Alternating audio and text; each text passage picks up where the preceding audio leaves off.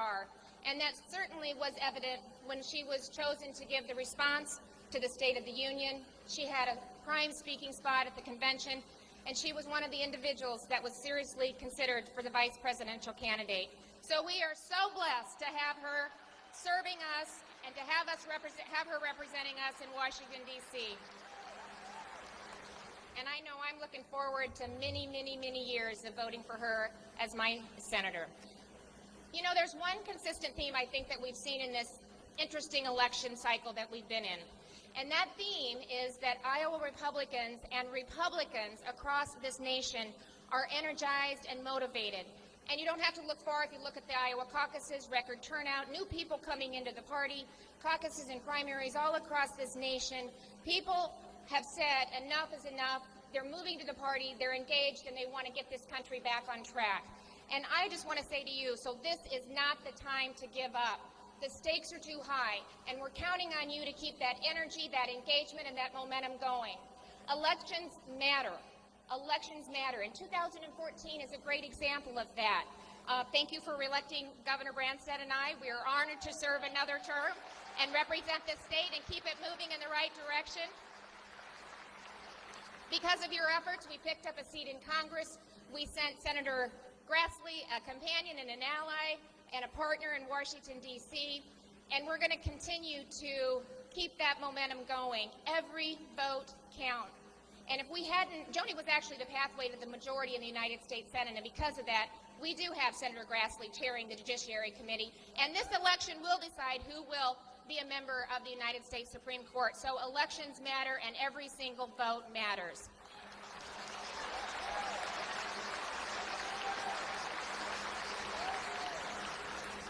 Not only do elections matter, but leadership matters.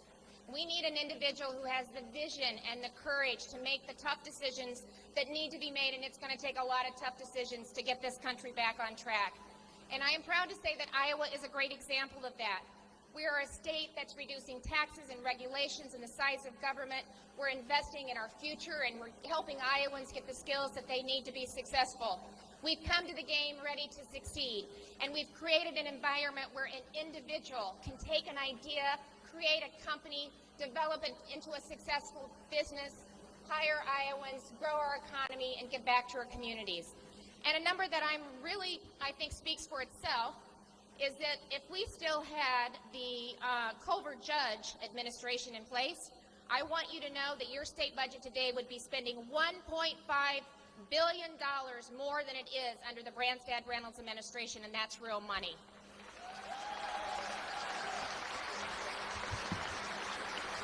And to think they want to send Patty Judge to Washington, D.C. We spent the last several years cleaning up her mess. We want to make sure that we keep the team of Grassley and Ernst in place.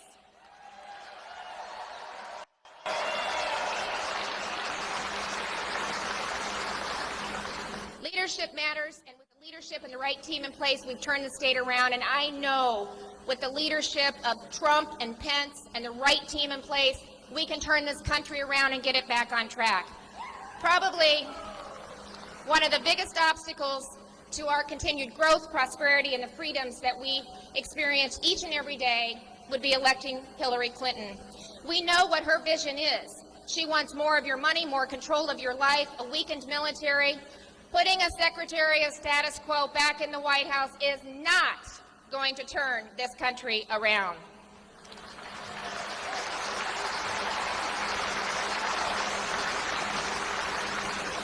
What it will ensure is 4 more years of government in our lives, in our business, overreaching, job-killing regulations like Waters of the U.S., a weakened renewable fuel standard, the slowest economic recovery since World War II, stagnant middle-class wages, and most importantly, again, whoever we elect will determine the balance of the United States Supreme Court, which will impact us for 35 to 40 years, so let's go out there and make sure we have a say in that. Yeah.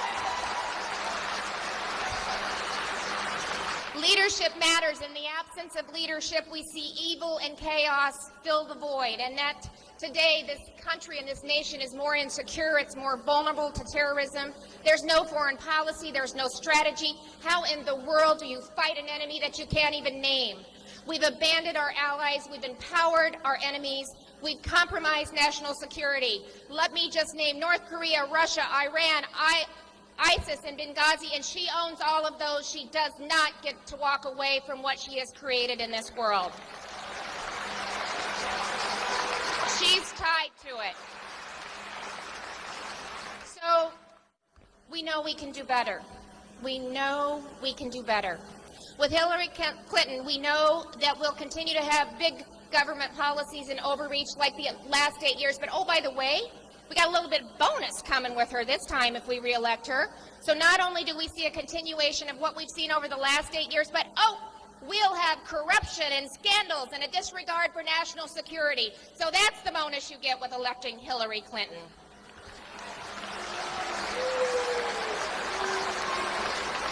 So let's ask ourselves just 4 really important questions. And it really was the theme of the convention.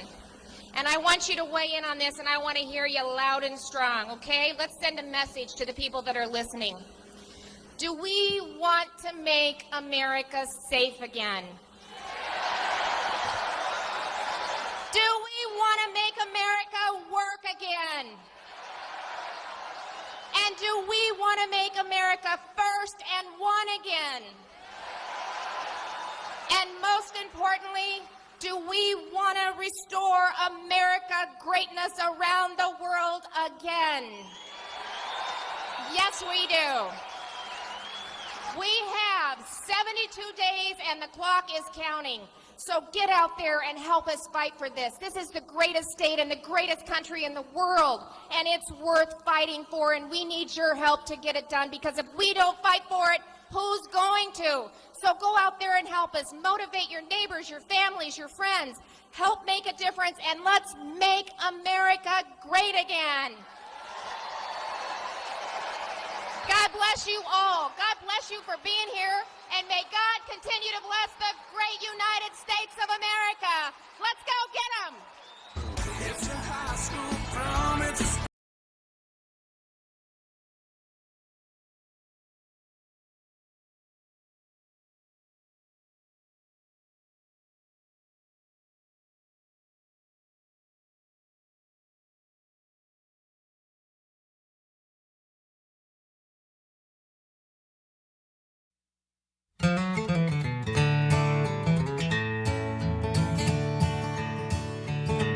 In recent years, this country has gone to hell, and the cracks getting bigger on the side of that Liberty Bell. Well, Clinton, Obama, and the Democratic crew. Hey, you know, Nebraska and Iowa, we are neighbors here on the plains, and we are also neighbors in the United States Senate. Joni Ernst and I served together on the Senate Armed Services Committee. And I can tell you, but you already know, you have a no-nonsense, proud, conservative fighter who's going to go all 12 rounds for you and for this country. She works for you in Washington. She works for this United States of America in Washington. And Joni, it is an honor to serve with you. Iowa, you are also blessed to have another great United States Senator in Chuck Grassley.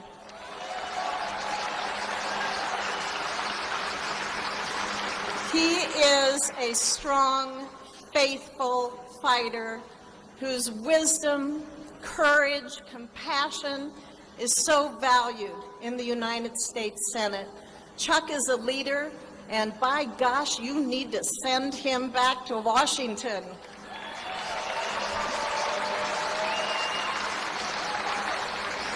You know, folks, Republicans must unite, and I believe that we will, because we know what is at stake in this election. It's the Supreme Court. It is the rule of law. It is that old notion that we have out there that our laws should apply to everyone, no matter who you are, And no matter if you're politically connected or not, we need the laws of this country to apply to all of us.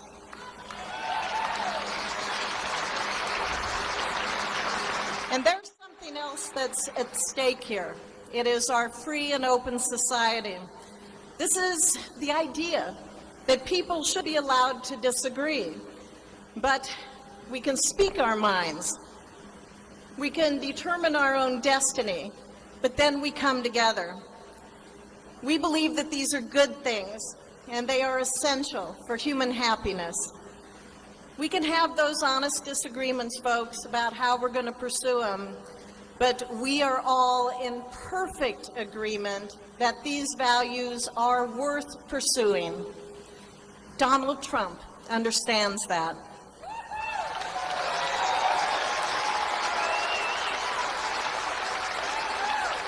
We know that the stakes are high here at home, and we also know that they are very, very high abroad. Our world is far more dangerous today than it was 8 years ago. In the United States Senate, I chair the Armed Services Subcommittee on Emerging Threats and Capabilities, so I see the threats that we face every single day as a country. You know something's wrong when ISIS can inspire that violence to happen across continents. When they raid cafes, when they raid churches, when they're killing kids, when they're killing an old priest on an altar.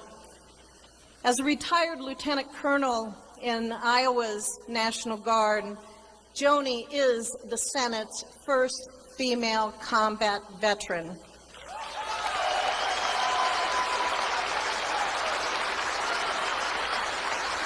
I can tell you that her expertise is so highly valued by many in the Senate, Republicans and Democrats, and when she speaks on these issues, her voice is heard.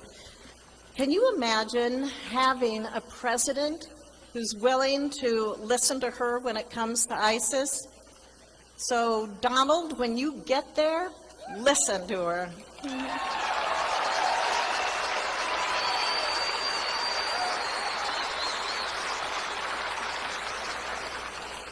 Sadly, when it comes to national security, I believe this administration is making some very bad decisions. They're making bad calls. And recently we learned about those secret cash payments made to Iran for the ransom of hostages. Can you think of a better way to declare open season on Americans? This administration has tried to keep a lid on it. They misled Americans. And why? Because they don't trust you with the truth. Well, I do. Our party does. Our nominee does. And Washington should too. Today, we've enjoyed some excellent food and even better company. So tomorrow, we are going to carry this message for a safer, freer America across this country. I thank you for letting me come next door to visit with you today. I thank you for your interest. I thank you for your involvement. Let's go get them. God bless you. God bless the United States of America.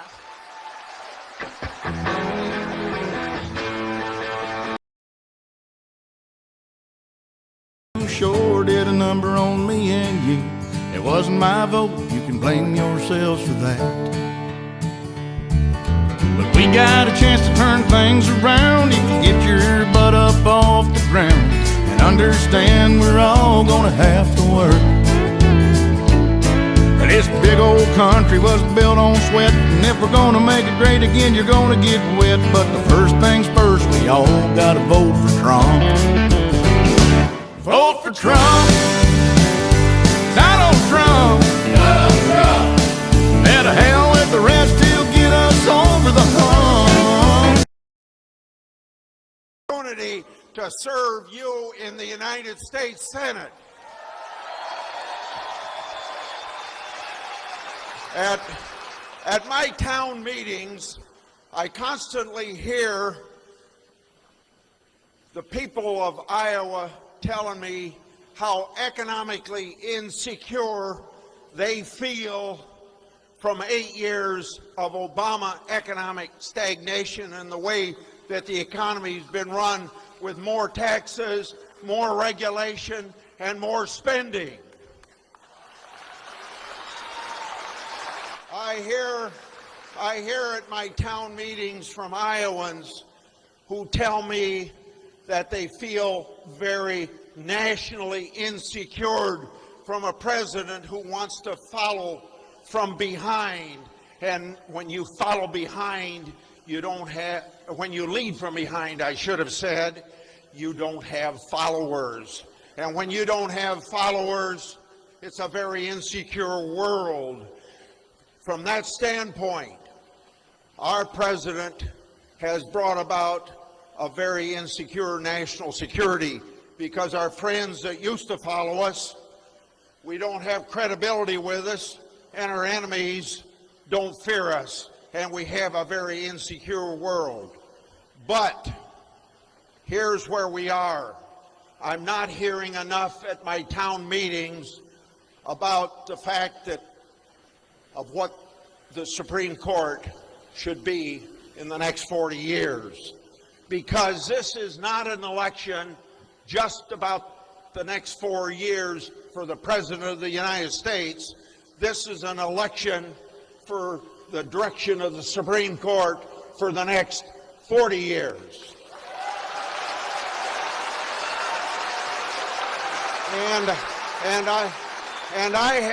And some of you have heard me from various town meetings and meetings of our political party around the state where I said that we have an opportunity to give direction to the Supreme Court, and we know that that direction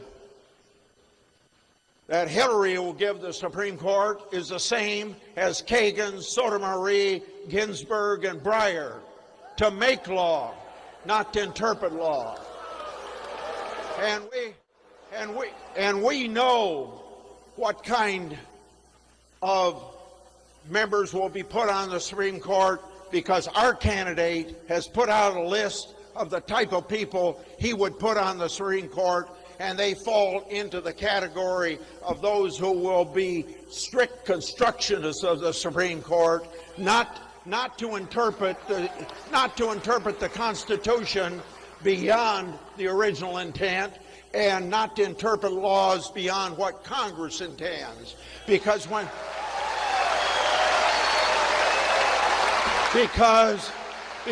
they become a super legislature, you can't vote them out of office like you can members of Congress if you don't like the laws they make, because those justices have lifetime appointments.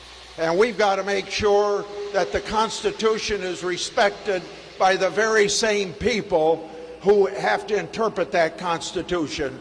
And so I hope that you will all carry the message that the next 4 years is also, this election for the next 4 years isn't only about who's going to be the next president of the United States, but the direction of the Supreme Court for the next 40 years, not just because of one vacancy there now that I told you I was going to hold my finger in the dike to make sure that it wasn't filled.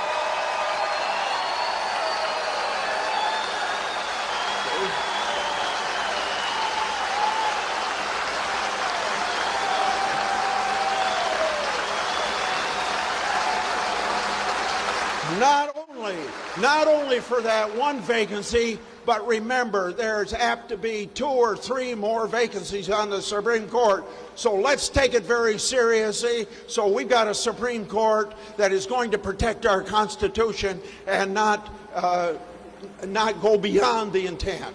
So that's what I'm asking you to do. Keep it at the top. We'll be there.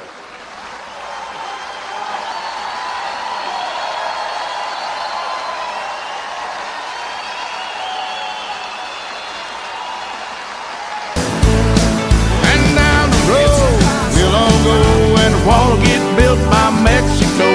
But first things first, we all gotta vote for Trump. He understands the working man, tells the truth that we can understand. If you don't like it, you can all just kiss our ass. Kiss our ass.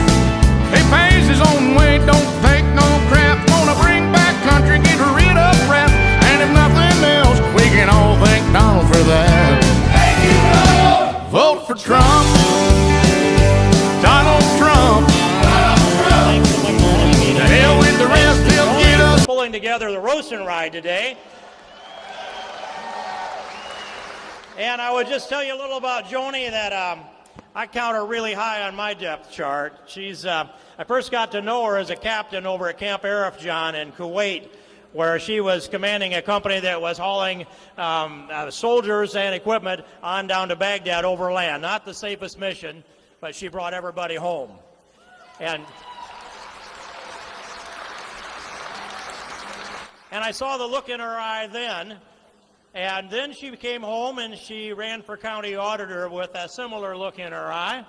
And then when Kim Reynolds was nominated to be the lieutenant governor, the obvious choice to come out for state senate was Joni Ernst with the same look in her eye. And you all made the decision in about a 5-way primary on who you wanted to be as your next United States senator, and you chose Joni Ernst.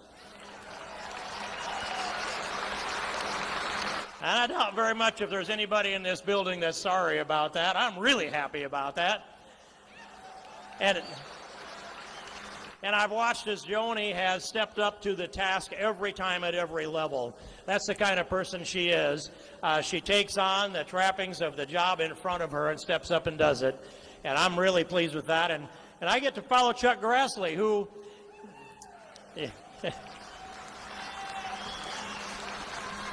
Chuck Grassley, who is standing, he's not alone because we all stand with him, but he is the man standing in the gap to protect us from what would be the constitutional collapse of this country.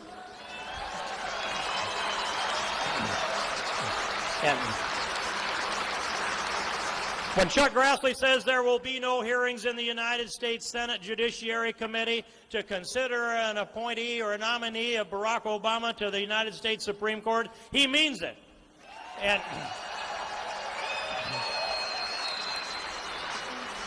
And when he says if everybody else changes their mind, he's not changing his, he means it. So I congratulate him for his courage and the resolute position he's taken. And I congratulate all of you for going through 17 candidates for president here. Iowa first in the nation. You did a terrific job. You sorted those 17 candidates out. You made a recommendation to the rest of the country, and however it's analyzed, the last two standing were the two that Iowa sent to New Hampshire. That's good work out of 17.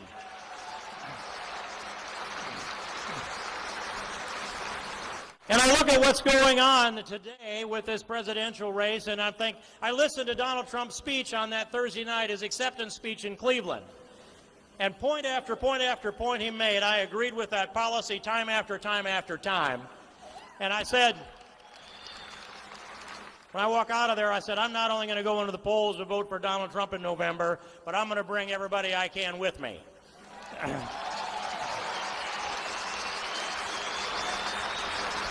Our country needs it. You and your family and your neighbors deserve it. We have a Constitution to save.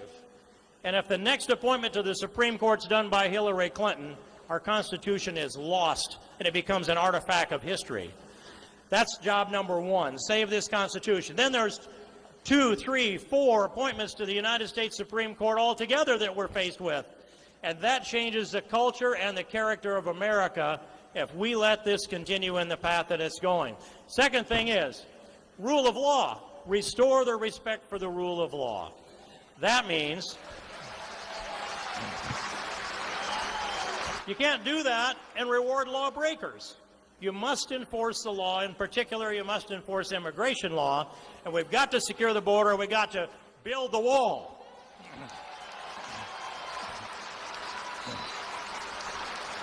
Build the wall, bring our local law enforcement back into the fold to work in cooperation with ICE, and ban sanctuary cities that are thumbing their nose at the federal law. And if anybody wonders where I stand, sometime about 2005, I built a wall, a model of a wall. I took it down to the floor of the House of Representatives and put it together just so people that maybe didn't quite understand that would know how easy that actually is. You know, the Great Wall of China is 13,000 miles long. This is only 2,000. We're spending $6.7 million a mile to guard that southern border, and 75% of those that try get through. We're spending $4 million a mile to build interstate through Iowa cornfields. For a fraction of that every year, we can build that wall.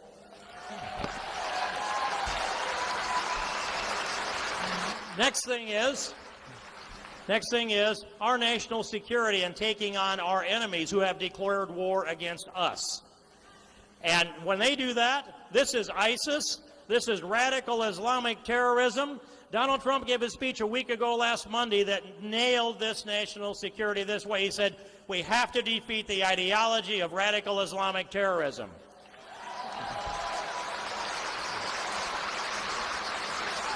And he told us how.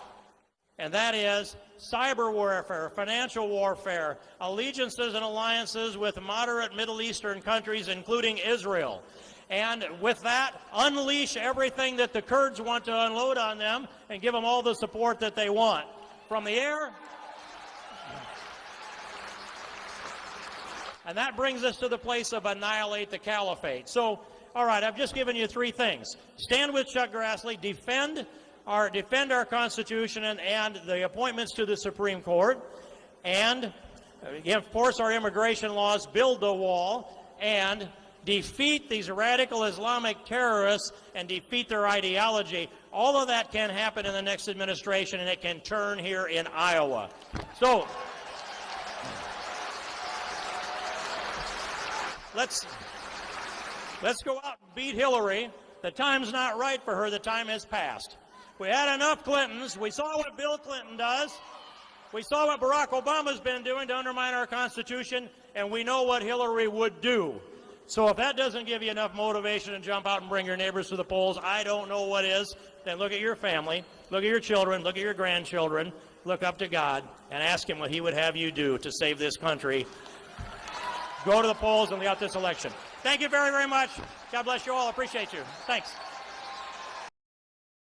Over the hump and down the road we'll all go, and the wall will get built by Mexico. But the first thing first, we all gotta vote for Trump. Well, little Marco and Lion Ted, it's time to go home and crawl in bed. The campaign's over and the big fat ladies sing. And Hillary Clinton don't stand a chance with her preacher hair and her old man pants. Take Bill home, good God, he's getting old. Now let's vote for Trump. Last time I was in here during the state fair, they were doing some mutton busting, and I think Desperado was named the big bull. I saw that here. Anyway, great to be here. Listen, it's an honor to serve Iowa's 3rd Congressional District. The 16 counties I serve, I call them the Sweet 16. I go to every county every month. On the weekends, I'm home. When we're on our congressional breaks and not in session, I come home. Now, what am I hearing here at home from the people of the 3rd District? 3 issues regarding security: economic security, national security, and the securing of our constitutional rights and liberties. And we know that Iowans are frustrated. Americans are frustrated. I'm frustrated. I share your concerns. I'm listening. I'm your voice in Washington. Agriculture income was down 1/3 last year. That's a real gut punch to anybody, right? Especially a rural economy. Real medium income has not really changed in over a decade. Now, some think that an unaccountable regulatory regime and a 75,000-page tax code is the answer to our problems. I think we would disagree. The federal government does not create jobs. You do.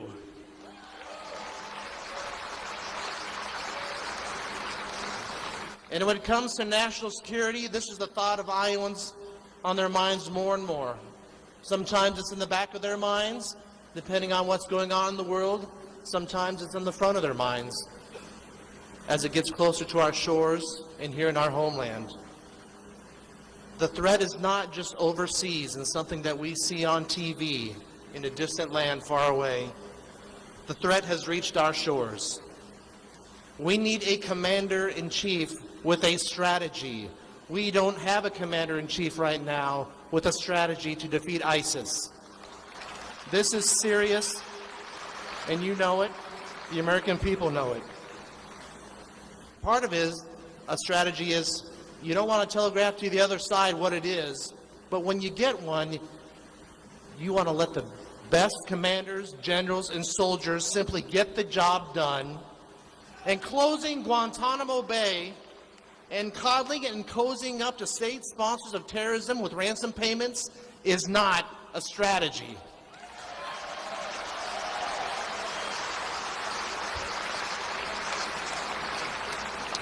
Economic security, national security, securing our constitutional rights and liberties. The IRS, trampling down on Americans' First Amendment rights. Or you have those that want to take away our Second Amendment rights or infringe upon them, our ability to protect ourselves and our family. Private property rights. We're seeing a lot of government regulations and rules come out that are infringing on these rights. Government cannot take these rights away. We are endowed by our Creator with certain unalienable rights. If the government thinks they can give us these rights and the government thinks they can take them away, God gave us these rights.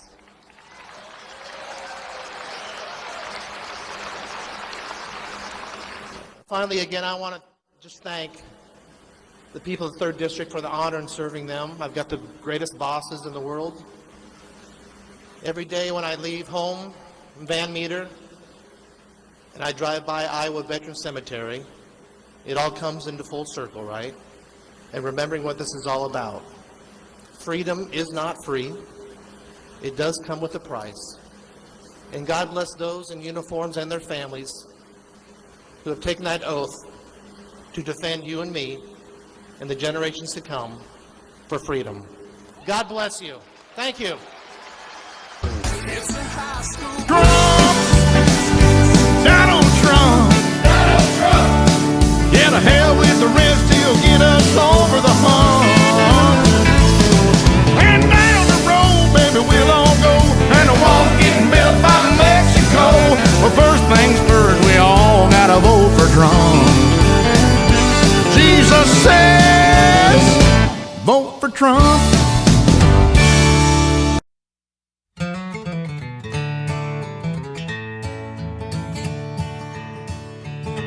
In recent years, this country's gone to hell, and the crack's getting bigger on the side of that Liberty Bell. It's loud out there too, right? Not quite the reception you normally get when you walk into an operating room. Well, we do have the music blaring, but not usually an introduction. So, my name's Christopher Peters. I am a surgeon. I'm an Army veteran.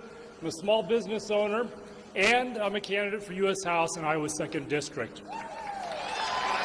Thank you. Since a lot of you don't probably know me very well, or maybe not at all, I'm going to give you just a very brief biographic sketch, try and keep on track here.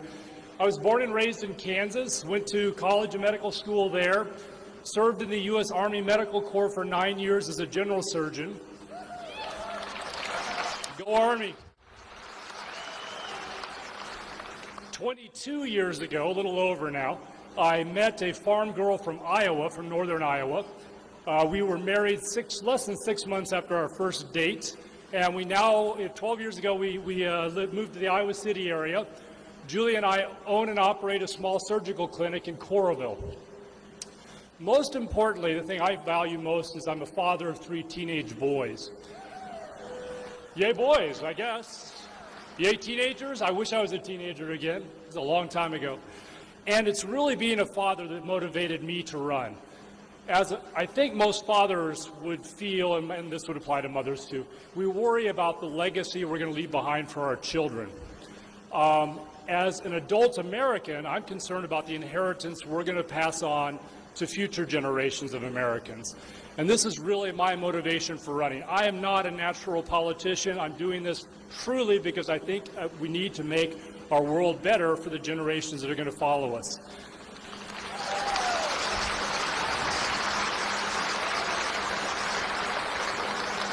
Don't ever get applause in the operating room either, so that's really fun.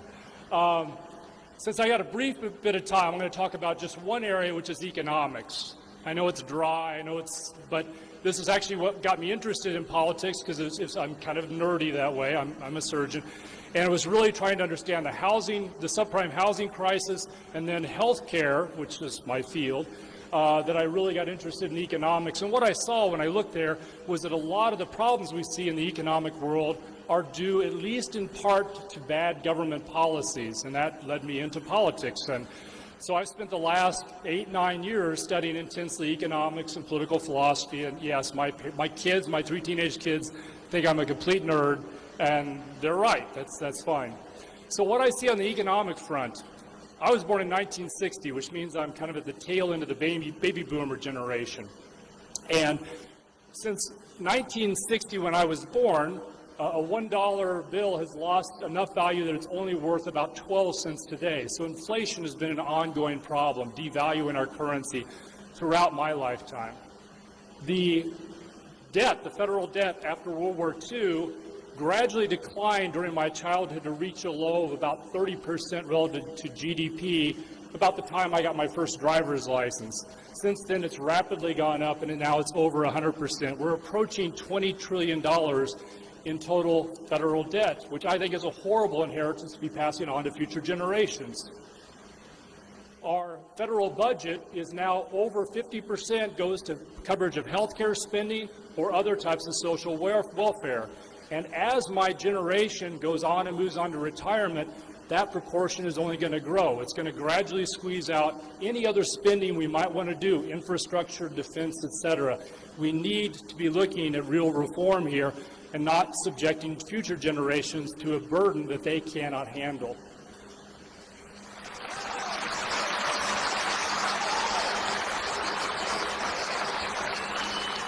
As a small business owner, I'm not close. Okay, I'm going to wrap this up real quick. As a small business owner, I also mentioned that regulations have been a huge impact on driving down our economy. Currently, it's estimated that the regulatory cost for compliance for small businesses is about $1.8 trillion per year, borne by corporations and small businesses. So I think this is a horrible inheritance we're passing on to all our children. We have one really precious inheritance we can pass on. This would be like a lost token in the attic that we've forgotten and we need to rediscover. And that is the 4 foundational principles of our country. These are the things we need to return to. We need to polish them off and practice them. They are in brief. I've only got less than a few seconds. They are the following. Individual liberty. All Americans should be free to live their lives as they want in personal affairs, economic affairs, and political affairs.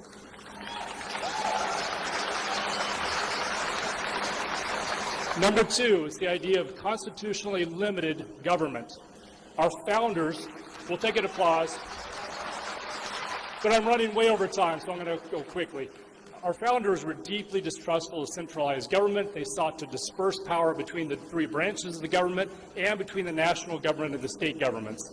We've gone far beyond that. That is something we need to restore. I know, I want to clap, but I'm worried about my time. Am I going to be in trouble? Are you going to do something bad? All right, clap. We need to restore a constitutional and limited government. If elected to Congress, one of my main priorities is going to be to secure individual liberties, so that's the primary role of government, and also to limit, especially the executive branch, which has assumed far more power than our founders intended.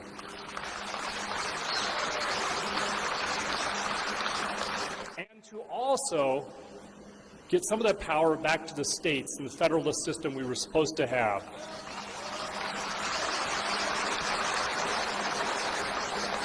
Two more fundamental principles, then I'll wrap up before she gets really angry at me.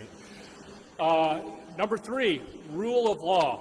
Broadly construed, this is just the fairness principle we've all understood since we were in preschool. Everyone should be treated the same. If you're a small corporation or a small business or a big corporation, you should be treated the same, period. If you are poor, if you have dark skin, you should be treated the same on the legal framework as an old, rich, not really rich, but old white guy like myself. We need to restore that idea of the rule of law, that all institutions, all peoples are treated the same. Thank you.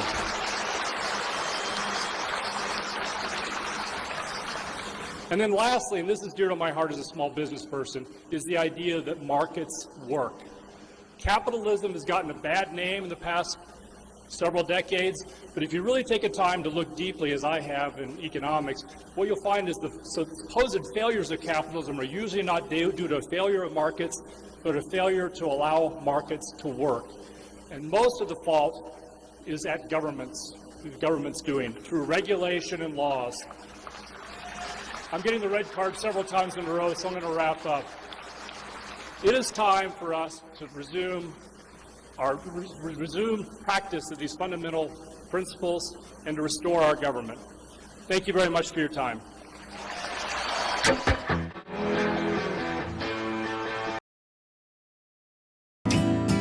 Well, Clinton, Obama, and the Democratic crew sure did a number on me and you. It wasn't my vote, you can blame yourselves for that.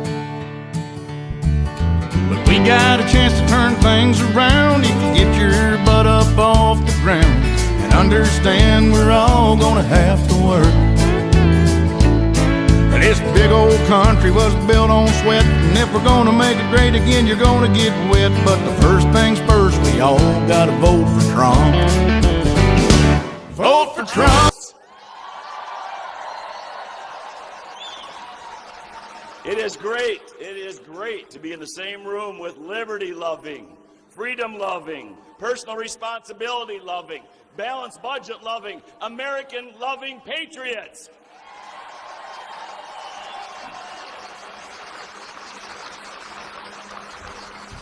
I ran for Congress for 2 reasons, and they sound old-fashioned.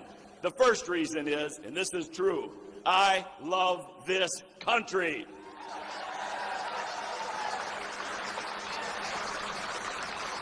And the second reason is I love the fact that in America you can go as high and as far as your talents and hard work will take you.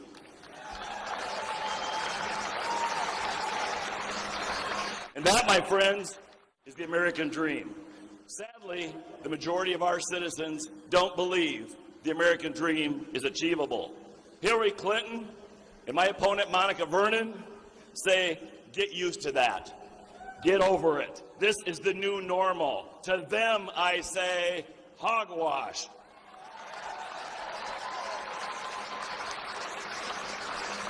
My friends, this is one of the worst economic recoveries following a recession in U.S. history. President Obama will be the first president in U.S. history to never have a single year of 3% real GDP growth. That's the correct response.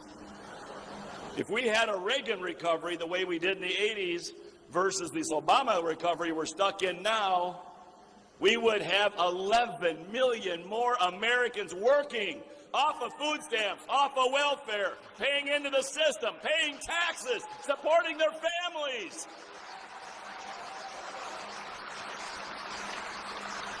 And the second thing we would have, the average family of 4, get this, if we had a Reagan recovery now, would have an extra $6,000 in take-home pay in their paychecks every year, because the economy would be reignited, the economy would be booming. This isn't rocket science, how to fix this economy. But Hillary Clinton, she might not understand how to do this. Since Hillary Clinton thinks that your file server can get wiped clean with a cloth. Hillary Clinton says her file server couldn't be hacked because the Secret Service were protecting her house in New York. Seriously, not fit to be commander-in-chief.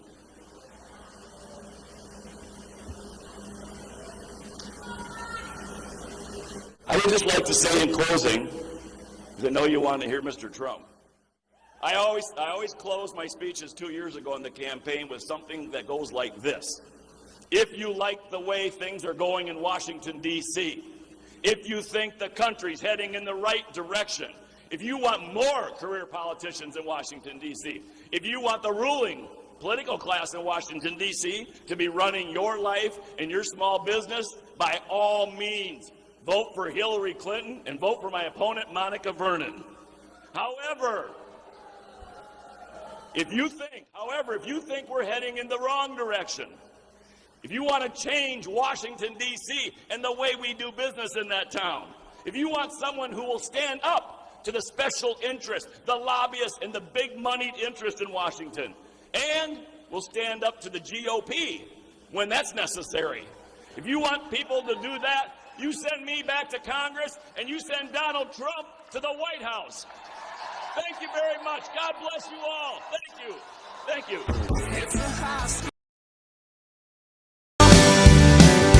Donald Trump,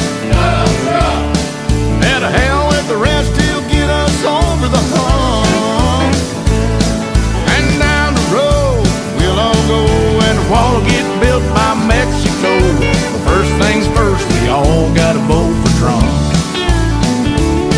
He understands the working man, tells the truth that we can understand.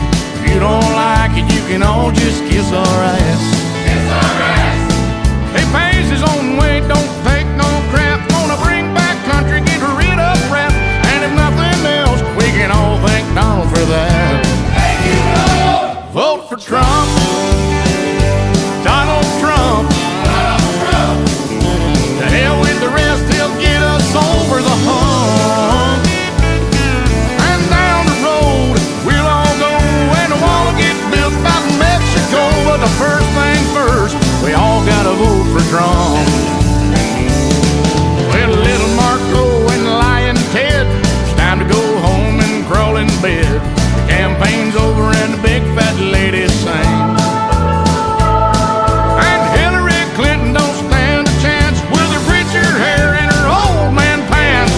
Take Bill home, good God, he's getting old. Now let's vote for Trump. Donald Trump. Yeah, to hell with the rest, he'll get us over the hump.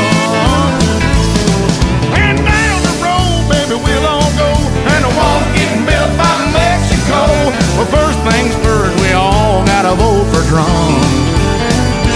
Jesus says, vote for Trump.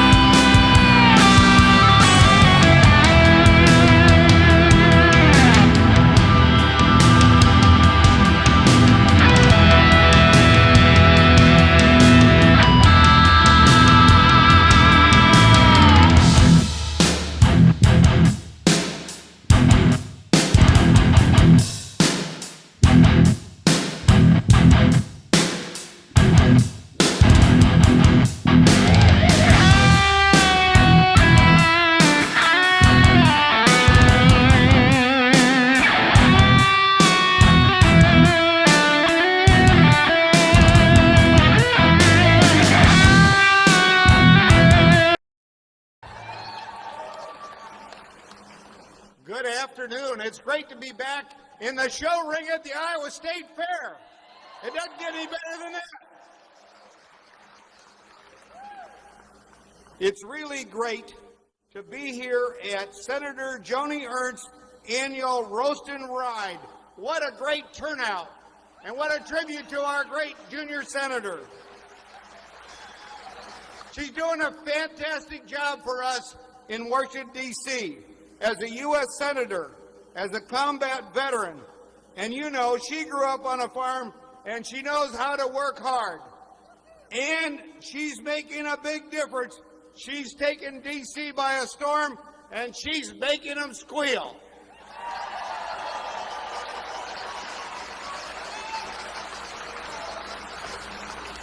Senator Ernst has been to war and has faced our enemies.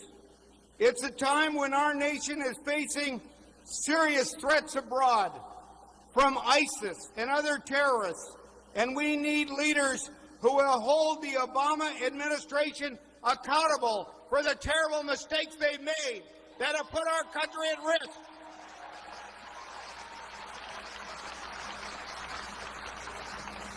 Unfortunately, Hillary Clinton and the Obama administration have emboldened our enemies. Just look what's happening with North Korea and with Iran. We see it every day. We need new leadership and a Republican administration that will protect our nation against our enemies.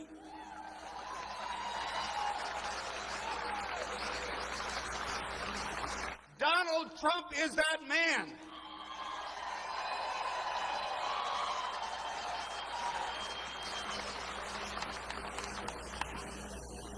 He, along with Senator Ernst, are supported by a tremendous group of leaders here in the great state of Iowa. Our Lieutenant Governor, Kim Reynolds, a personal friend of Joni Ernst. Senator Chuck Grassley, our outstanding senior senator, who is going to win a resounding re-election this year.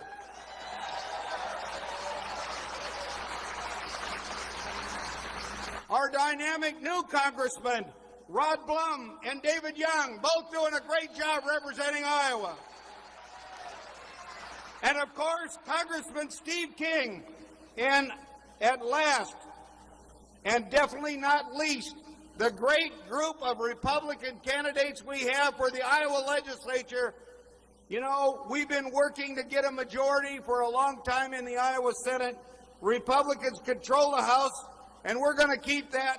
But this year, we're going to gain that Republican majority in the Senate that we so desperately need to move this state forward.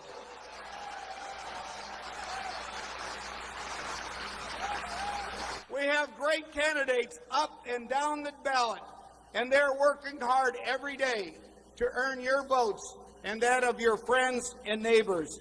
It's extremely important, as our agricultural economy has been hurt by the Obama administration. They have broken their commitment to the RFS, and the result is farm income is below the cost of production. With commodity prices below the cost of production, farmers are facing some big, difficult challenges today. As governor, I know, because I was governor during the farm crisis of the 80s, and I don't want to see those bad times to come to our state again.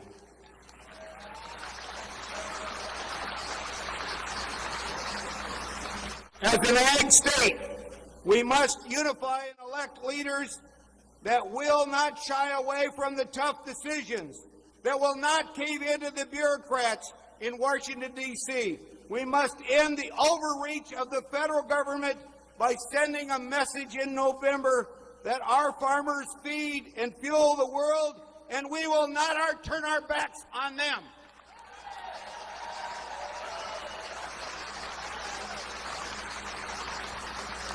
As my cap says, America needs farmers, and we must elect Donald Trump as our president to defend and support our farmers.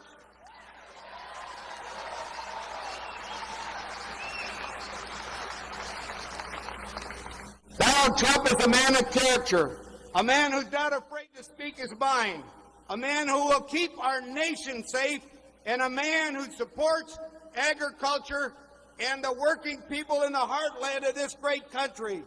He's going to make America great again. Please join me in welcoming our next President of the United States, Donald Trump.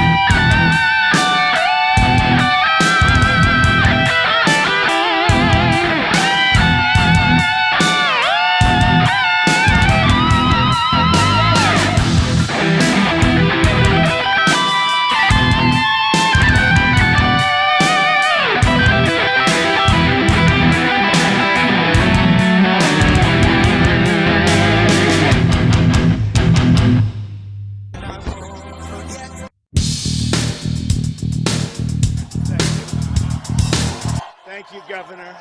Thank you. Thank you. I'm thrilled to be in Iowa. So many good friends. I've become friends with so many people in Iowa. Love the people, love the state. And I will tell you, Iowa is very fortunate to have some of the best and most dedicated public servants in the country, including Governor Terry Branstad, Lieutenant Governor Kim Reynolds, State GOP Chairman Jeff Kaufman, Senator Chuck Grassley, and, of course, a person I've gotten to know very well who is a tremendous person, Senator Joni Ernst. Tremendous. That's called an incredible roster. You're very lucky. That's an incredible roster. A lot of states would like to have that roster, believe me. I also want to take a moment to thank the bikers. We have bikers in the audience, and they're all over. Bikers, they call them bikers for Trump. I love the bikers. And they've been so good to me throughout this campaign, so I just want to thank all of the bikers. I really appreciate it. What a fantastic group of people we have, and what a fantastic country we live in. More than anything today, I want to express my gratitude, because all over the country we've had such tremendous support, to our amazing veterans, a lot of them in the room. Thank you. Incredible. I will not let you down. Believe me, they've been letting you down for many years. I will not let you down. Together we're going to win this state in November, and we are going to win the White House for the American people.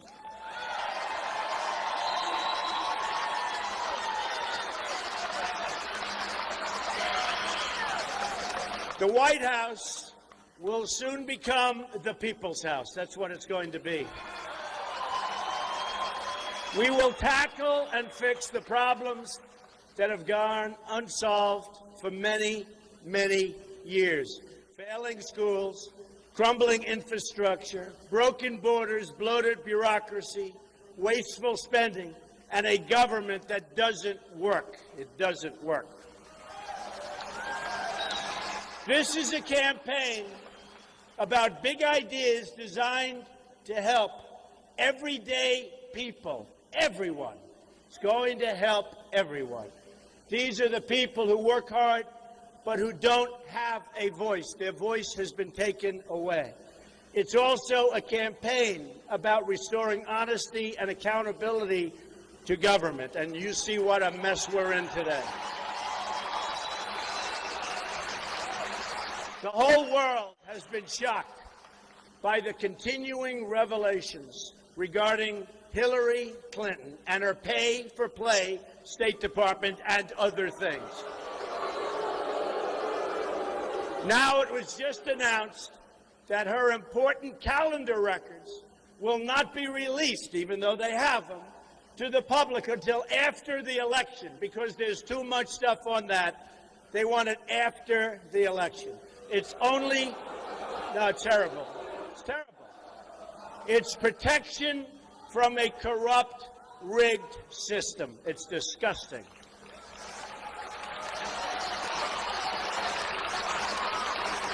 As I've said many times in recent days, it's hard to tell where the Clinton Foundation ends and where the State Department begins. That's what's happened. The Clinton, it's really what's happened. Sad. The Clinton corruption scandals have been really there for a long time, and it's been sad, sad, sad for America. The illegal server, the foreign hacking, the deleted 33. How many? 33,000. The deleted emails, 33,000. The secret schedules, the lying to Congress. It's all just too much. We're going to have a great victory on November 8th, I can tell you.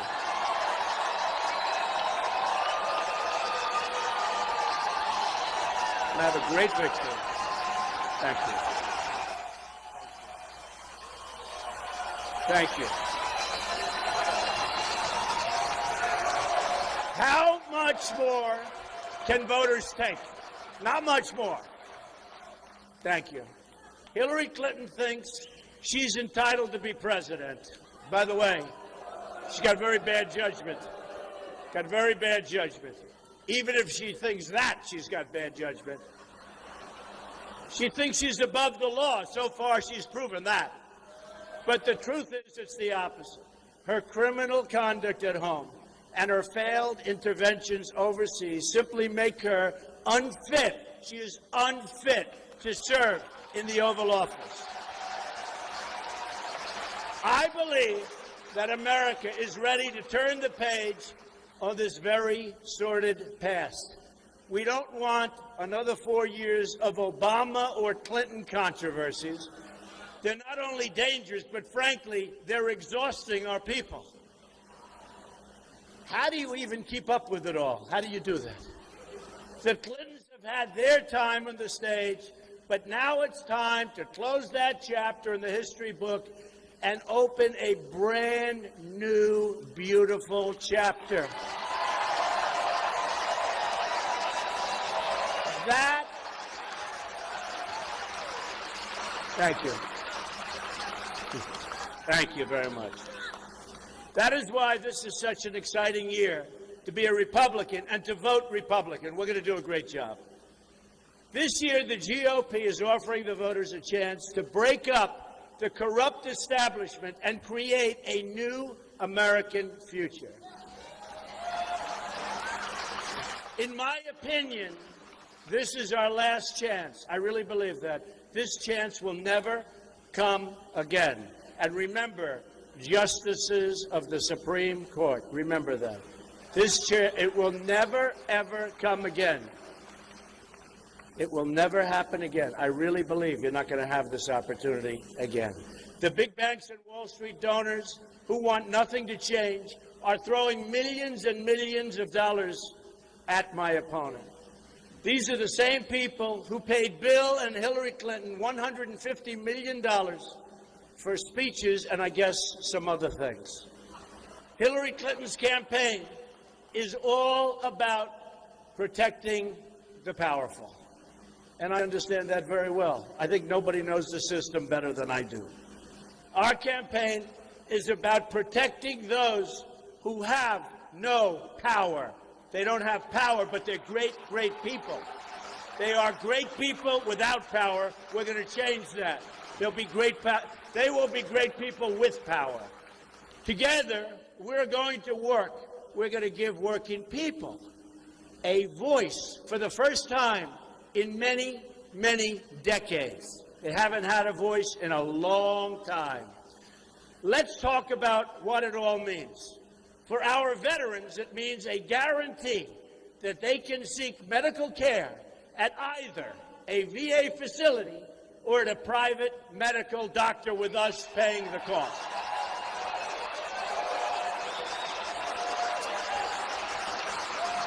And thank you, because we've had such incredible veteran support, this uniform all across the land. Never again will we allow a veteran to die waiting for the care they need from a doctor who's a fine doctor, but you can't get to ever see your doctor. You wait 6 days, 7 days, 9 days. People are dying online. That's not going to happen. We will protect those who protect us. These are our great people. We are going to protect them. It's our turn now. At the center of our change, and this is a change agenda, is also a plan to fix our rigged economy. It's rigged. The government just revised the growth numbers. You probably saw yesterday, it was a big story. We had horrible growth numbers. They were announced last month. They made a mistake. They just announced that the number that was announced that was so bad was too high, and it had to be readjusted downward, down to 1.1%. Just so you understand, if China drops down to 8% GDP or 9% GDP, it's a major catastrophe, and the same with other countries. And they do things that you don't want to know about, but they make it impossible for your businesses to compete. But they consider it a catastrophe. Here we are with no growth, 1.1%, which is no growth. And we have the same leaders that are incompetent and don't know what they're doing, but we're going to make a change.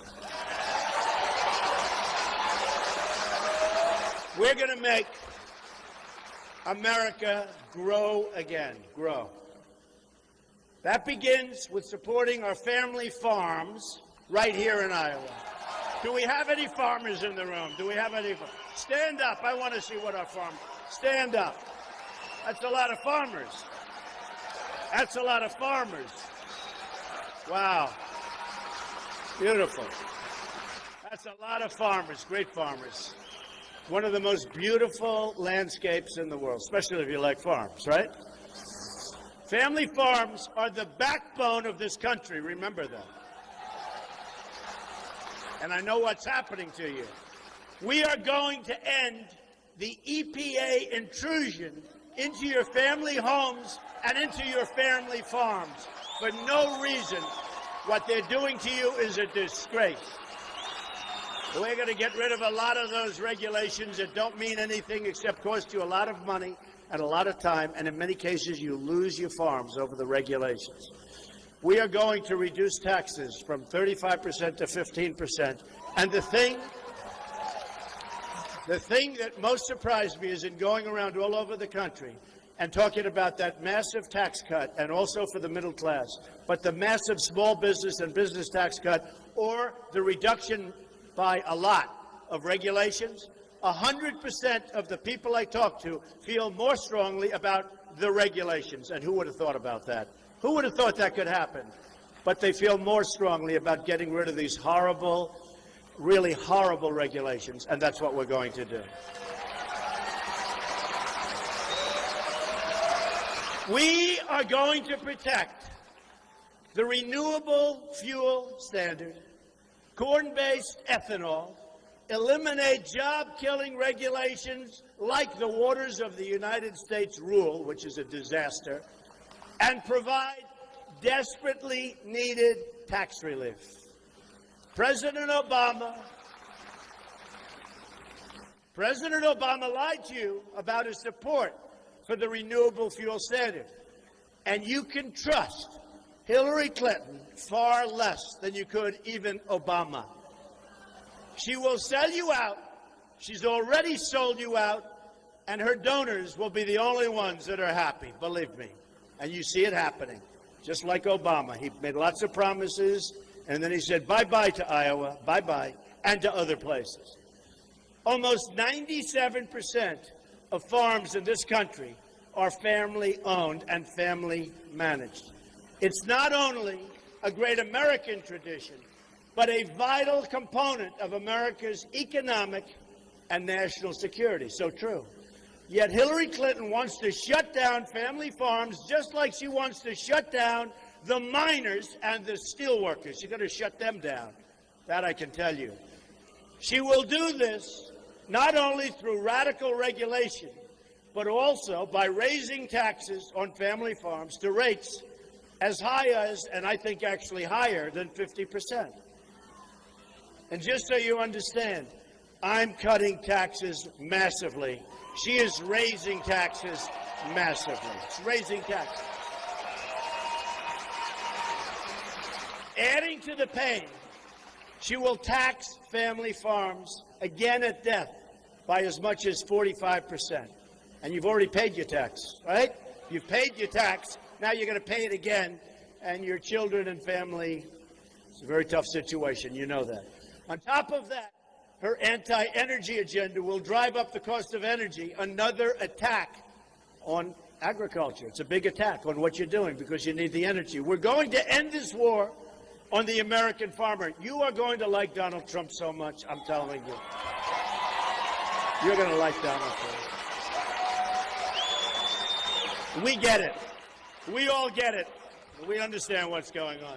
That includes our plan to lower the tax rate on family farms down to 15% and to stop double taxation on the family farms at death, helping to ensure that the family farm tradition in Iowa continues to thrive and flourish with your children and your grandchildren, and you'll be looking down and you'll be happy. We hope you're looking down anyway.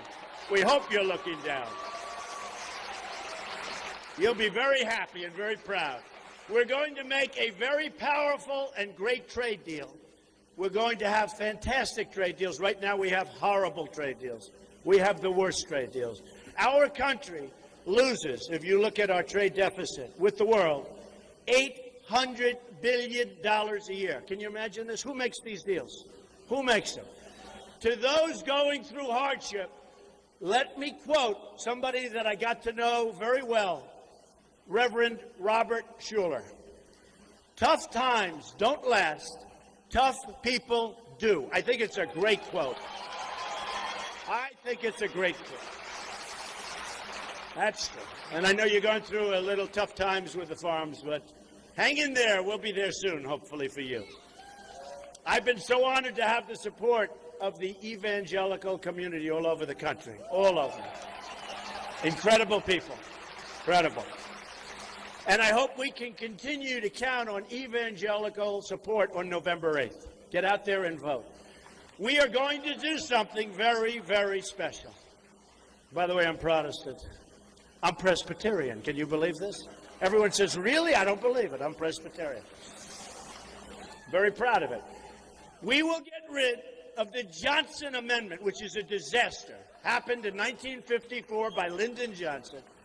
Which really is a horrible thing. It denies your pastors their right to free speech. And it's had a huge negative impact on religion. A huge negative. We will let your pastors, your ministers, your rabbis, your priests, we will let them speak again without losing tax deductibility. We will let them speak. We will let them speak again. We want them to speak. Right now, they cannot speak because they will lose all of the benefits that they used to have. 1954, a complete disaster. And it's so important that the pastors are going to be talking to you about it, but it's so important that everybody in the evangelical community and other religious communities get out and vote on November 8th. Because, again, this will be a one-time shot. It's going to be gone. Don't forget, it was only put there in 1954 by Lyndon Johnson. So important that you get out and vote on November 8th. We will get rid of it. It should have never happened in the first place. I also know how much the evangelical community is deeply committed to helping those in poverty. I know it for a fact. My economic agenda can be summed up in 3 words. 3 beautiful words. Jobs, jobs, jobs, which we don't have now. I don't even have to mention the tremendous construction workers in this room, because I think I have every single one of them. I love my construction workers. Do you know how much I've built? Construction workers. You have a lot of construction workers in Iowa. I was actually surprised to see how many. But they love the state, and I hope they get out on November 8th. I'm asking for the support of all Americans who want more opportunity, higher wages, safe communities, competent leadership, and honest government. Very simple.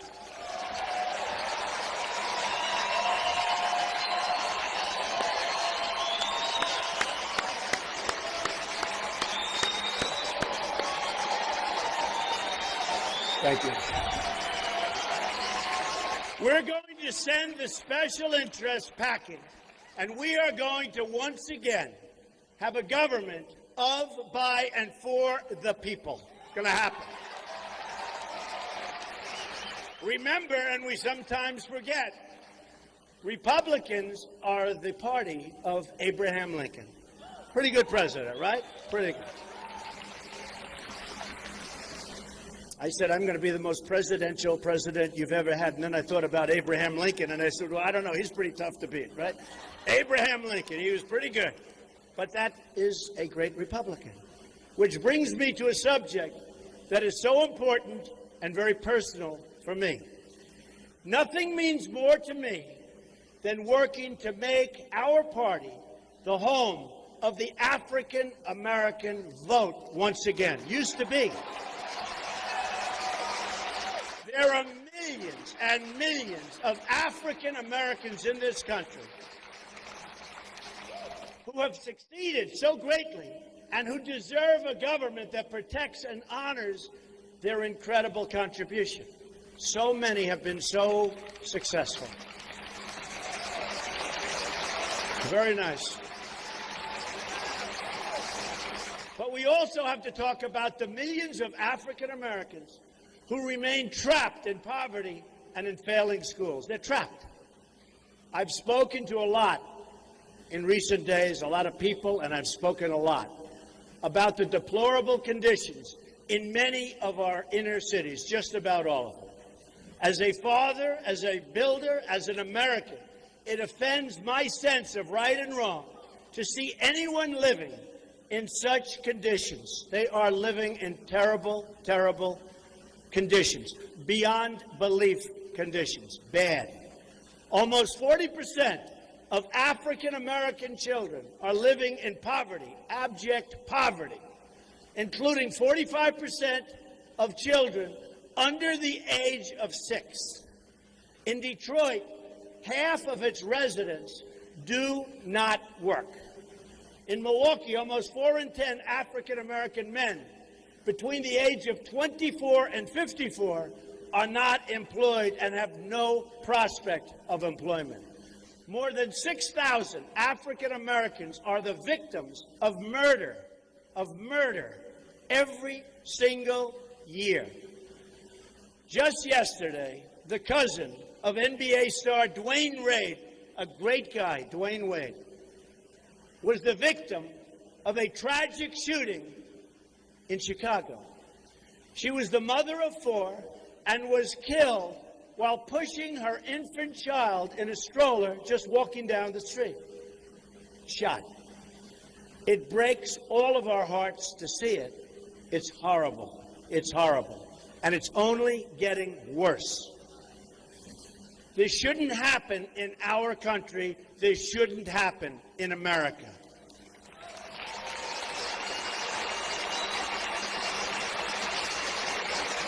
So we send our thoughts and prayers to the family, and we also promise to fight for a much, much better tomorrow. Across Chicago, more than 2,700 have been shooting victims since January of this year. Think of it. 2,700 people have been shot since January. We cannot, as a society, tolerate this level of violence and suffering in our cities. Those who would deny that, and you know there are many people that do, and they have their own reasons. Many of them are not good reasons. But this is a national crisis. This is a crisis that requires urgent action. Have no business. None of these people have any business that support what's been going on running for elected office. None of these people should be even allowed to run. They're a disgrace. For decades and decades and decades, failed Democratic policies, the policy of Hillary Clinton, have created this high crime and crushing poverty, absolutely crushing poverty. In so many communities under Democratic control, we have bad schools, no jobs, high crime, and no hope. It can't get any worse. To those suffering, I say, vote for Donald Trump. I will fix it. African Americans, Hispanics, vote for Donald Trump. I will fix it. It will get fixed.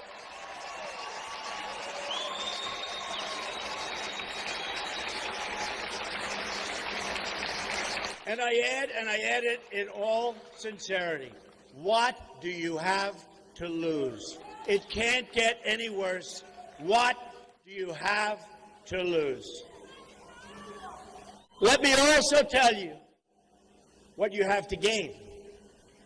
Millions of jobs, far better schools, safe communities where you can, in fact, walk outside and walk down the street with your child, with your wife or your husband, by yourself, and not be killed, not be shot, not be mugged. We're going to have safe communities again. And the African American voter has seen what's been happening over the last 2 weeks and 3 weeks with me. And I'll tell you, I think we have a lot of support out there. They're very, very tired of what's been going on. And the Hispanic community, likewise. They're very sick and tired of what's going on. And it's been going on for decades and decades and decades. By the way, how quickly people have forgotten that Hillary Clinton called black youth super predators. Remember that? Super predators. And they were very, very insulted, but now people have forgotten. I'm running to offer a better future to the citizens of Detroit, of Baltimore, of Chicago, all across this great land, inner city and outer city, all over, everybody. We're going to come together. We're going to have one great country, greater than ever before.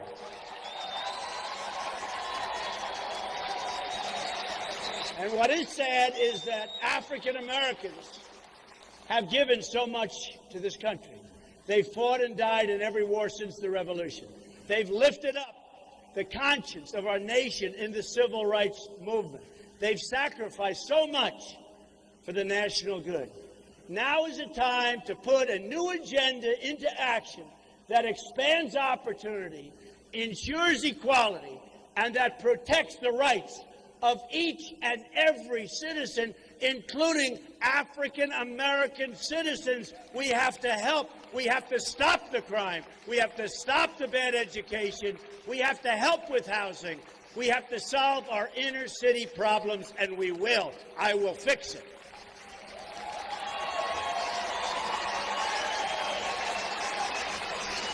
This includes one of the most important rights of all, the right to live in safety.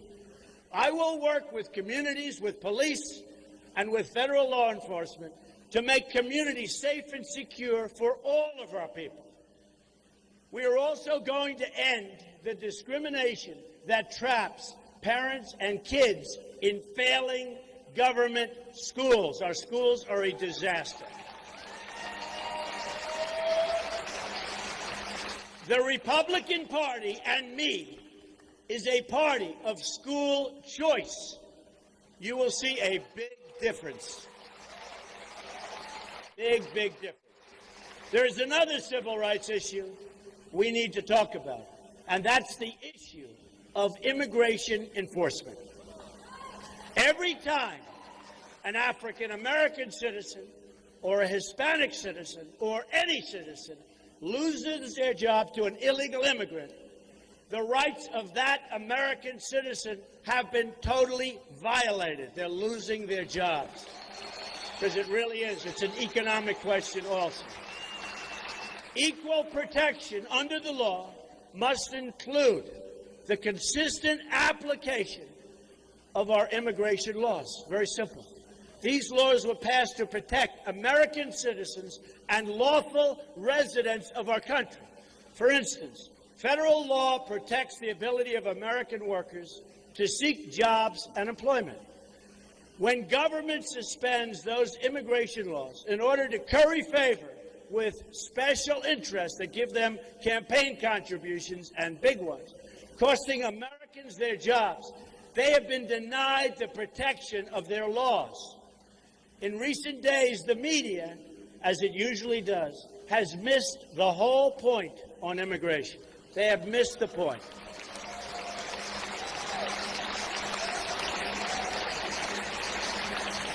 All the media wants to talk about is the 11 million people, or more or less, they have no idea what the number is because we have no control over our country. They have no idea what it is, that are here illegally. But my priority, and really it's for the well-being of everybody, but in particular the 300 million Americans and more, and all of our Hispanic citizens and all of our African American citizens, legal residents who want a secure border, and I mean secure. They want drugs to stop flowing into their states and into their communities. And they want a great growing economy. And they want a job. My goal is to provide good jobs and even great jobs, good schools and safety to every Hispanic community, African American community in the country. But really, what is it? It's to every community, every single community. We can't do that if we don't secure our border. We can't do it. On day one, I'm going to begin swiftly removing criminal illegal immigrants from this country, including removing the hundreds and thousands of criminal illegal immigrants that have been released into the United States and United States communities under the incompetent Obama-Clinton administration.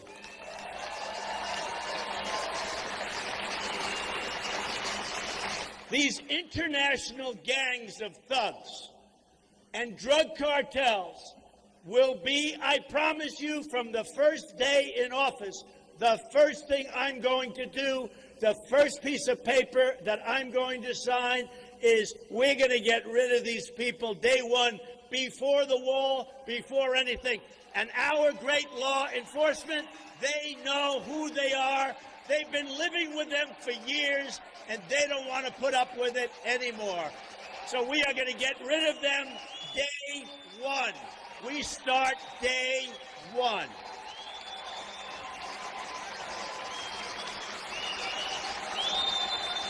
The reign of terror, and it is that. You go to some places and you will see. The reign of terror will be over, and it'll be over fast. Remember, our law enforcement, our police, who, by the way, should get a tremendous hand because what they have to put up with. We are great people. They're great people. But they know these people. I've met with so many of the top police and the people in the rank and file. They know these people. So it's not like, oh, gee, we're going to start. They know all of them. They know the good ones, the bad ones. They know all of them. We are going to get rid of the criminals, and it's going to happen within 1 hour after I take office. We start, okay? I'm going to bring them back where they came from. In this task, we will always err on the side of protecting the American people. We will use immigration law to prevent crimes, and we will not wait until some innocent American has been harmed or killed before taking action. We will move justly, but we will move fast, believe me, and we will move tough. There won't be any games. There won't be any games. These are bad people. Come. Oh, wow.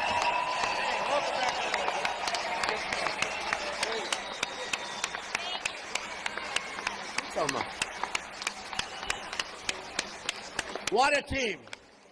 We're going to build a great wall on the border, and we're going to institute nationwide E-Verify, stop illegal immigrants from accessing welfare and entitlements, and develop an exit entry, and you know what that is, exit entry system to ensure those who overstay their visas that they're quickly removed. We don't enforce our visa expiration dates, then we have open borders and we have nothing but crime. It's going to end. I'm also going to cancel all unconstitutional orders, executive orders. You've been hearing about that, right? A little executive, we have a little bit of an excessive executive order president, and empower the rank and file ICE officers and Border Patrol officers to finally do the jobs that they were meant to do. Now, what is Hillary Clinton going to do, Governor? What is she going to do? Not much, right?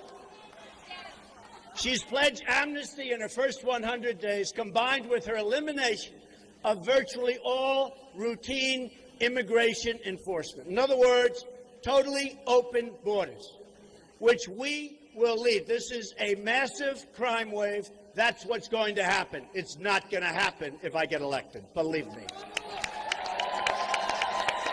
Most alarmingly, she has pledged to keep President Obama's executive amnesty, which has been blocked by the Supreme Court, directly disregarding a Supreme Court injunction. Beyond that, she's pledged to add another executive amnesty in violation of both congressional law and the United States Constitution. These actions from Hillary Clinton will trigger a crisis greater than almost anything we've seen. This will be a constitutional crisis like we haven't seen in our country. In effect, she's pledging to abolish the lawmaking powers of Congress and assume the powers of an imperial leader. She's not an imperial leader, is she? I don't think so. I don't think so. She doesn't. She doesn't even look presidential to me. She certainly doesn't.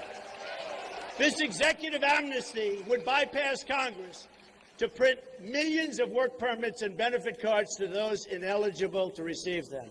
Hillary Clinton's legislative plan, remember this, is to give illegal immigrants access to Obamacare, Social Security, Medicare, and U.S. welfare. I can see one man that doesn't like that very much.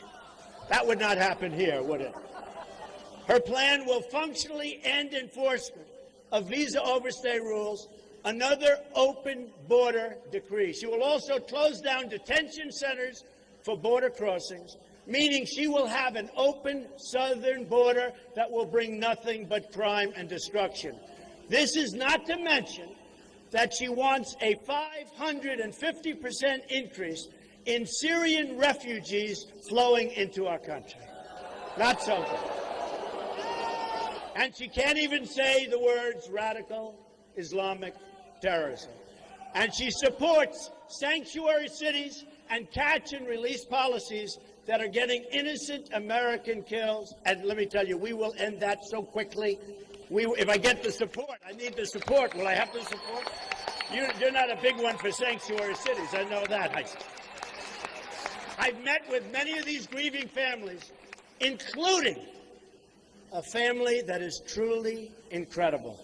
The family of Sarah Root, a student, straight A young, beautiful woman who was killed by an illegal immigrant, who was released from the border by Obama and the Obama administration with horrible policy, and then released again after the killing. I've been so inspired by the courage and bravery of the Root family and so many other families, and I have the Root family with us today, and I'd like them to step up and just say hello. These are incredible people.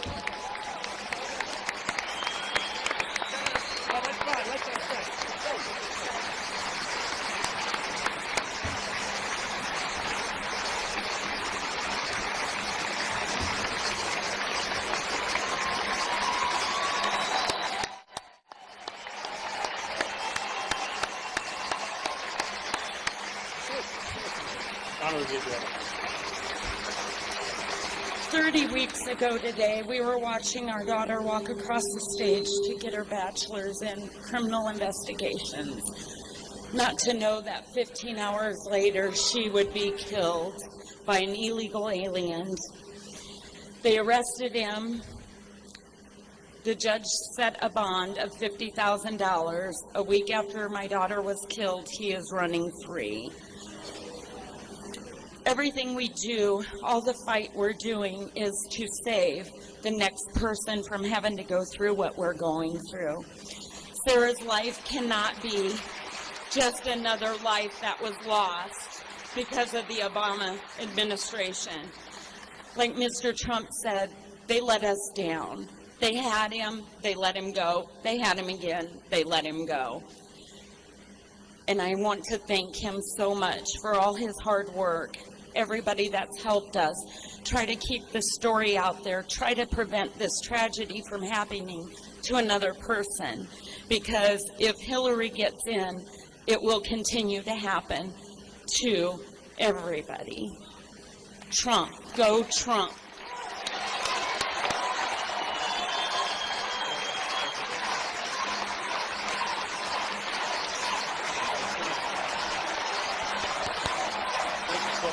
Thank you for having me. I'll see you back there. Thank you.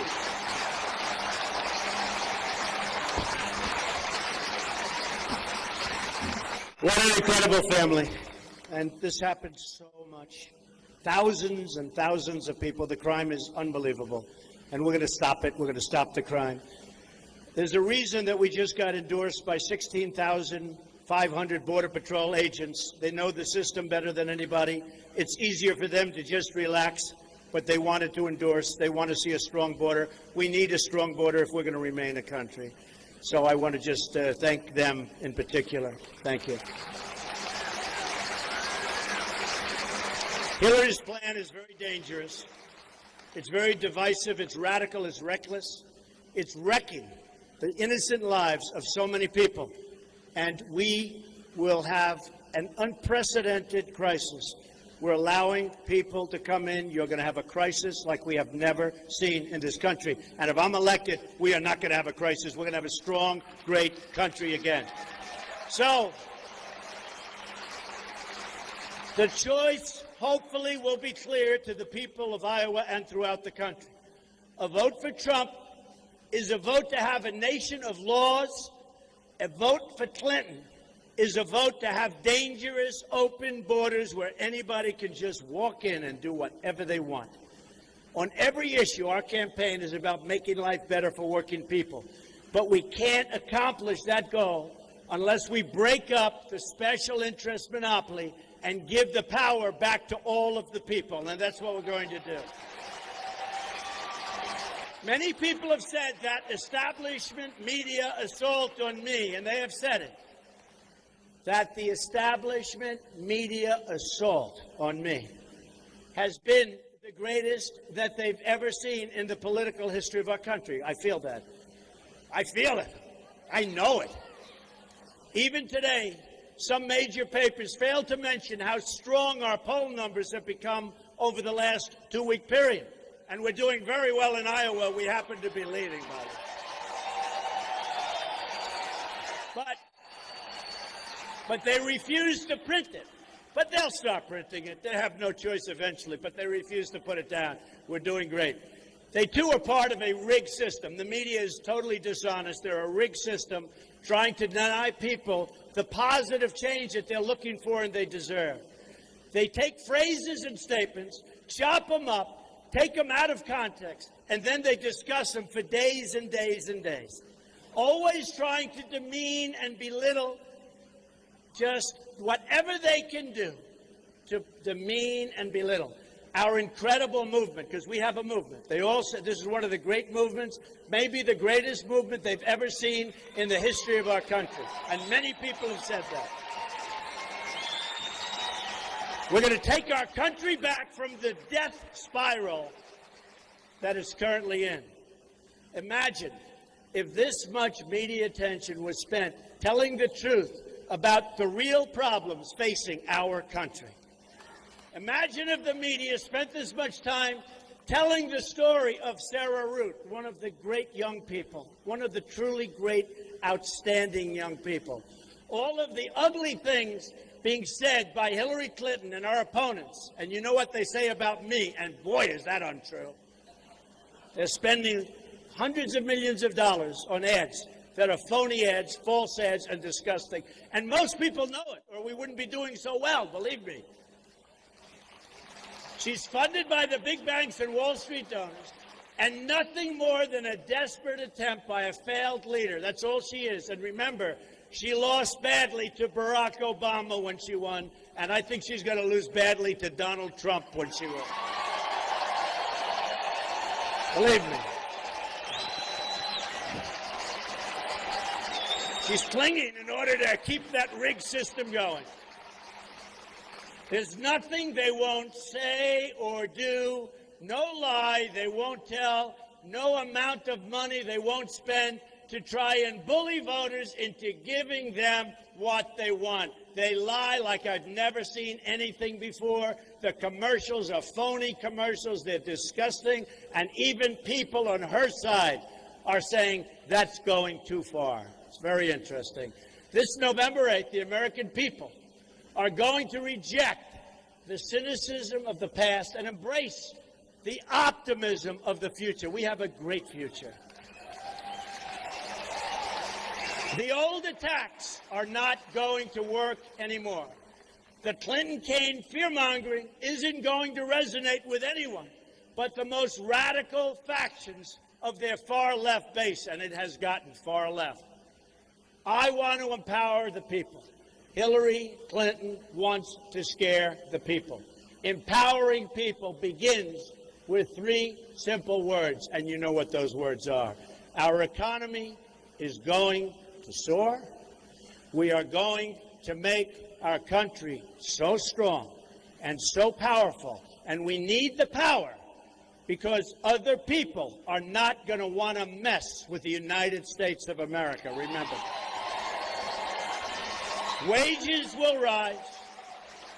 We will make new friends abroad, and we will achieve like we haven't achieved before.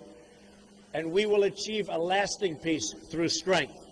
We will be a country of laws and a country of great, great success. Our cities will be safe, sound, and secure. Our government will be honest, ethical, and responsive. Rule by special interests will be over. The rule of the American people will begin. So let's get out and vote on November 8th and create the future our children deserve together. We will make America strong again. Together, we will make America wealthy again, which we have to do. Together, we will make America united again. We will make America safe again. We will make America great again, greater than ever before. Thank you. Thank you very much. Thank you, Joni Ernst. Thank you.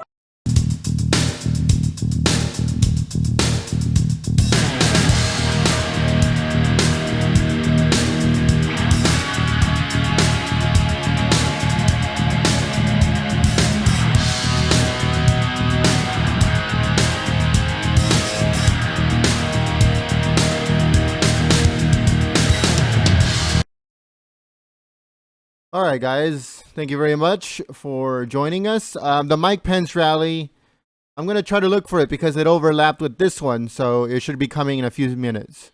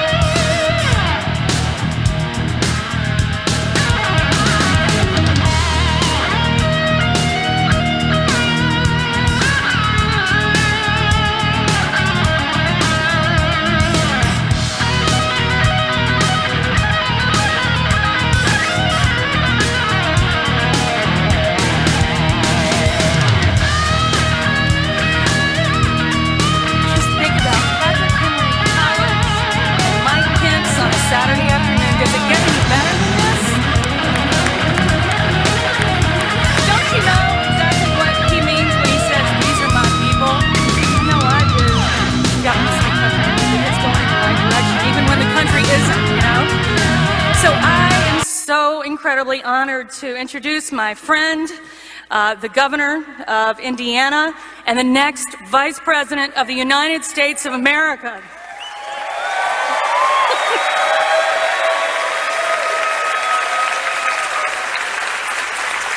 We all feel the same way. I mean, you're going to get to know him better. You may already know him, but when he communicates with a crowd, when he is one-on-one, no matter who he is who he is, and he has that energy and enthusiasm that has ignited the ticket, that has made my work, frankly, really possible and even better than it ever was before.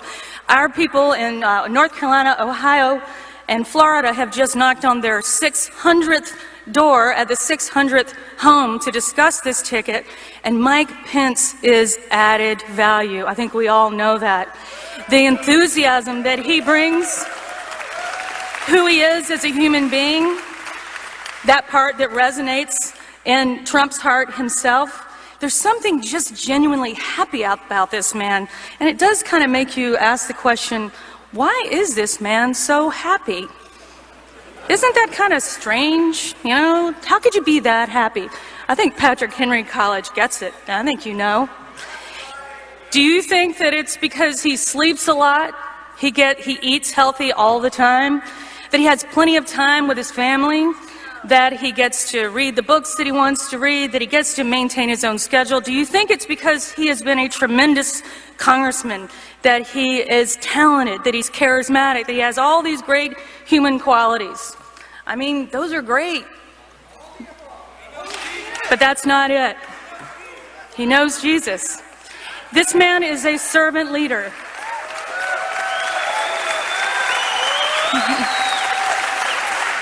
I have a great privilege. Yes. Yay for Jesus. I've had the great privilege of knowing him for quite some time through some really interesting decisions that he had to make. And he has faced those decisions with Karen and the kids, Michael and Audrey and Charlotte, as a moment of discernment about what his call is. Not what can I grasp for now, but what am I called to do? What is my vocation? What was I sent here to do? What is my purpose in life? That is very different from what is the next role that I can play to aggrandize myself. Me, me, me. This is what makes this man different. And this is why he's been, what? A pro-life trailblazer, a defunder of Planned Parenthood when it wasn't cool.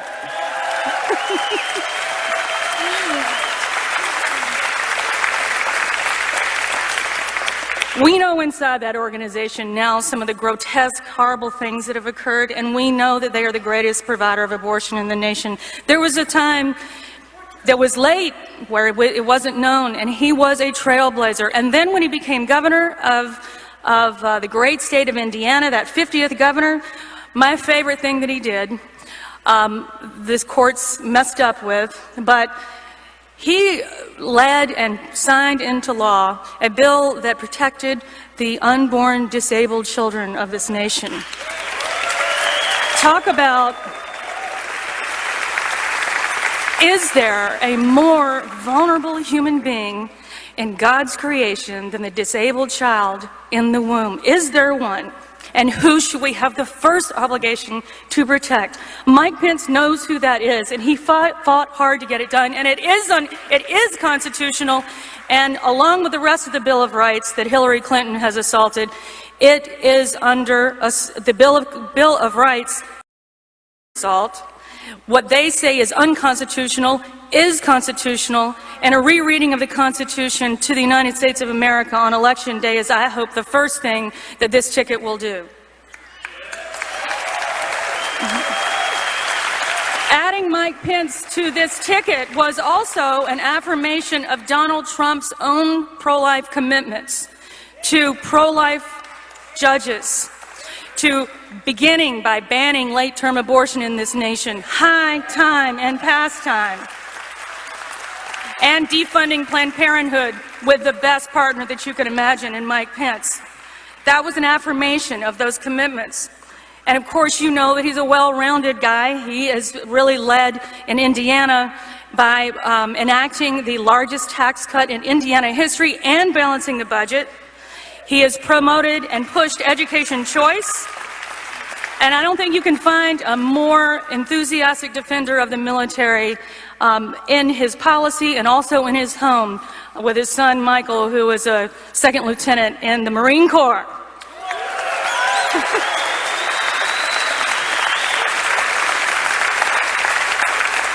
Mike Pence knows how to take on Tim Kaine. What a contrast. And he certainly does the entire ticket. There's never been a contrast in American history greater than these two tickets. So let's keep that enthusiasm going and encourage this servant leader. And I think that happiness, that joy that exudes everywhere, no matter where he is, it's not unnatural, it's supernatural, and it's beautiful. And he can be a part of the great awakening that this country deserves. So, just like in the scripture when the master asked, what did you do with the talents that I gave you? What did you do with the coins? And the good servant allowed them to grow. Same for Mike Pence. And I believe his master says to him, well done, my good and faithful servant. Since you are faithful in small matters, I will give you great responsibilities. Come share your master's joy. And let's welcome then that joyful warrior, Governor and soon-to-be Vice President Michael Pence.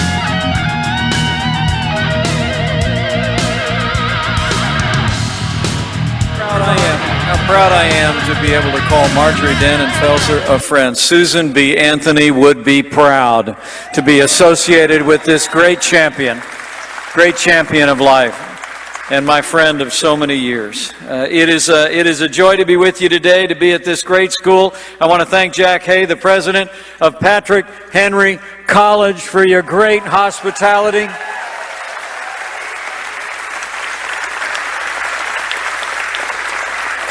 And I am so humbled to be able to be with you today. It was just a little more than a month ago, standing with my wife at my side, that I accepted my party's nomination to run and serve as the next Vice President of the United States of America.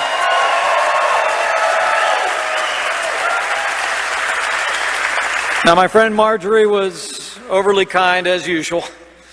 She knows the introduction I prefer is a little bit shorter.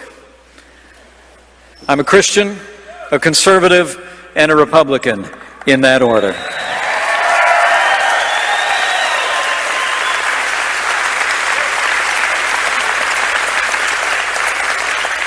And I served 12 years in the Congress of the United States, and I've been 4 years as governor of the great state of Indiana.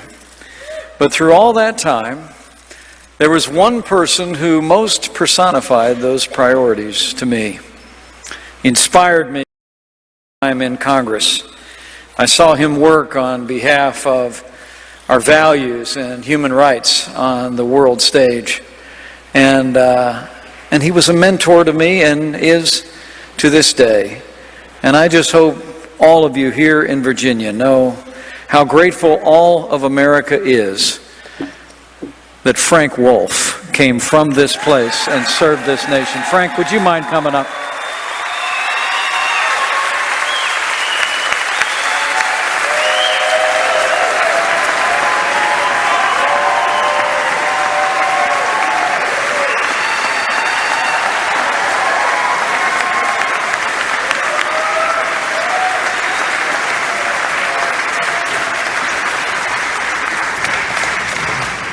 Thank you, Frank. You know, I joined this campaign in a heartbeat. Late night, 11 o'clock at the governor's residence, the telephone rang, and I heard that familiar voice on the phone. And he said, "Mike, it's going to be great." And I said, "Yes, because you have nominated for president a man who never quits, who never backs down. He is a fighter. He is a winner. And until very recently, it seemed like he was out there fighting for the American people all on his own. But now this party is uniting. This movement is united. And we're going to elect Donald Trump to be the next president of the United States of America."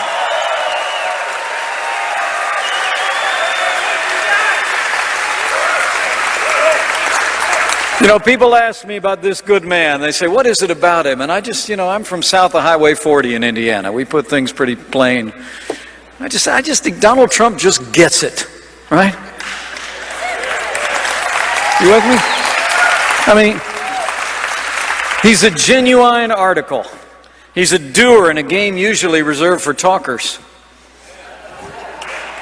And when he does his talking, he doesn't go tiptoeing around all those thousands of rules of political correctness. He says it like it is from his heart and from his mind. And the American people hear him loud and clear and know that he will make America great again.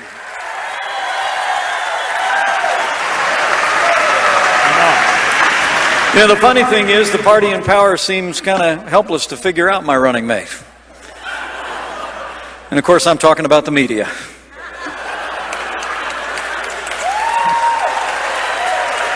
You know what I'm saying? I mean, seriously, you think about the media and the Democrats. It's like they think they all keep telling each other the usual methods are going to work, right? They think we got him this time. They keep thinking they've done him in. And then they wake up the next morning, turn on the TV, and Donald Trump is still standing, fighting for the American people and fighting to make this country strong and great again. The man just never quits. I got to tell you, though, every day it seems like it's almost 2-on-1 out there. I get up in the morning sometimes, I got to turn on that television with a stick.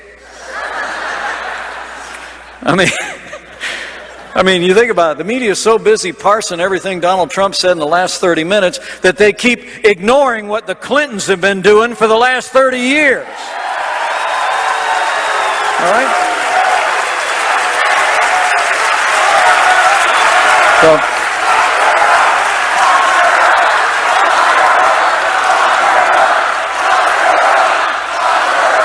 but, they're busy people, so let me help them out a little bit. Let me see if I can catch you up a little bit. I mean, it really is amazing to think about. I mean, we all follow the cascade of controversies and questionable conduct that just flows out of the Clinton years and experiences. Just in the last few weeks, emails came to light that seemed to provide direct evidence that favors were done by State Department officials to major donors of the Clinton Foundation. We found out the FBI several months ago tried to open up a criminal investigation in public corruption for the Clinton Foundation, but the Obama Justice Department shut them down. FBI found 15,000 more emails that Hillary Clinton didn't turn over.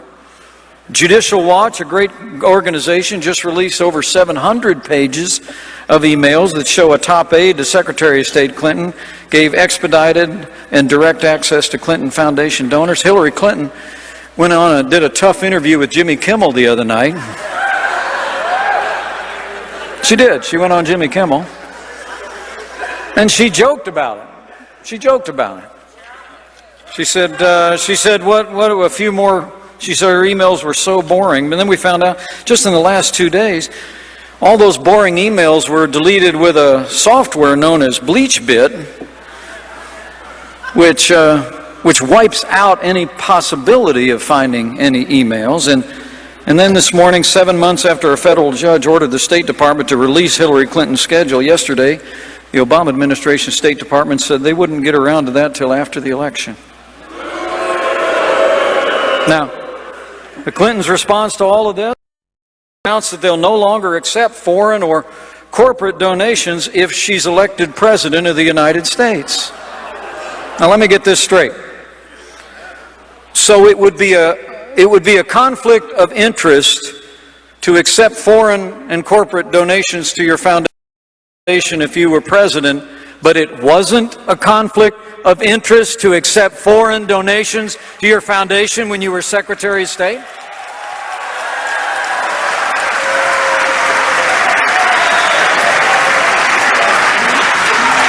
You know, the American people are sick and tired of pay-to-play politics in Washington, D.C., and it's the kind of politics going to come to a crashing end the day that Donald Trump steps into the White House. We all know it.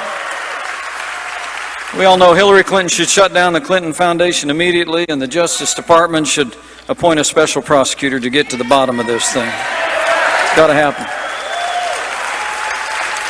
But come November, we can set it all right. When Donald Trump becomes president of the United States, the days of this rigged system for the favored few will come to an end, and Donald Trump's only special interest will be you, the American people. So let me just say,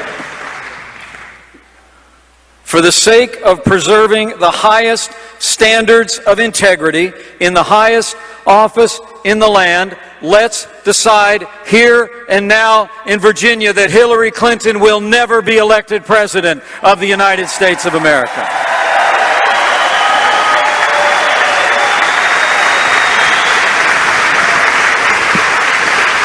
You know, it really is extraordinary for all of the controversies swirling around the Democratic candidate. It's actually not the worst of it. The worst of it is the record, at home and abroad. 7.5 years of Barack Obama and Hillary Clinton have weakened America's place in the world and stifled our nation's economy. It's extraordinary to think of it. Issues that Frank Wolf and I have worked on and wrestled with for years have seemed to worsen during the pendency of her time at the State Department and in the course of this administration. If you took a picture of a map of the wider Middle East in 2009 and compared it to a map of that part of the world today, you almost couldn't tell it was the same place. It's extraordinary. Terrorist attacks at home and abroad, grim and heartbreaking scenes among our allies. You know, history teaches us that weakness arouses evil. And I would submit to you that Hillary Clinton and Barack Obama's foreign policy of leading from behind, moving red lines, feigning resets with Russia, and paying ransom to terrorist-sponsoring states is a testament to this truth of history. Now let me make a promise to you. When Donald Trump is President of the United States, we won't be paying ransom to terrorists or terrorist-sponsoring states. They'll be paying a price if they threaten or harm the American people or our allies. Hillary Clinton's record on foreign affairs is incredible. I mean, it was Hillary.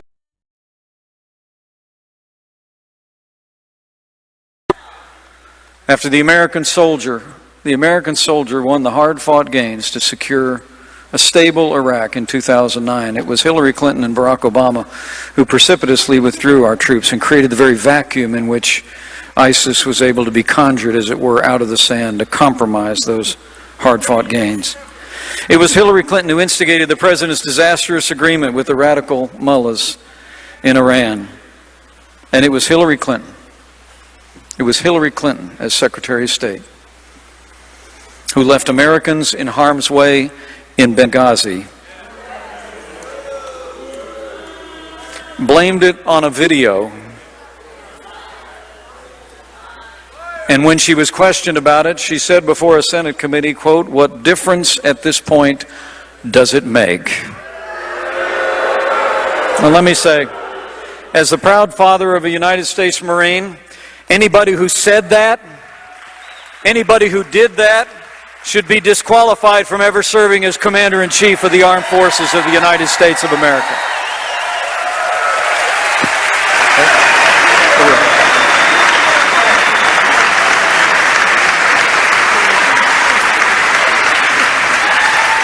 We cannot have 4 more years apologizing to our enemies and abandoning our friends. America needs to be strong for the world to be safe. And I want to promise you, Donald Trump will lead on the world stage with American strength, and the world will be safer as a result. He will rebuild our military. He will restore the arsenal of democracy. He will bring our allies together and hunt down and destroy those who threaten our freedom and our people at the source.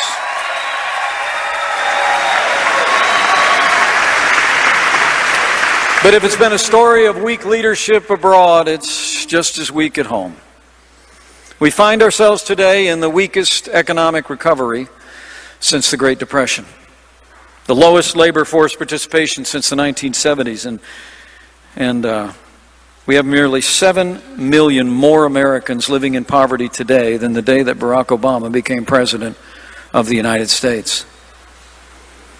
In fact, we all got up this morning and found out that official Washington just rounded down the last quarter's numbers. Now I think it's 1.1% growth in the economy. And Hillary Clinton's plans? More of the same.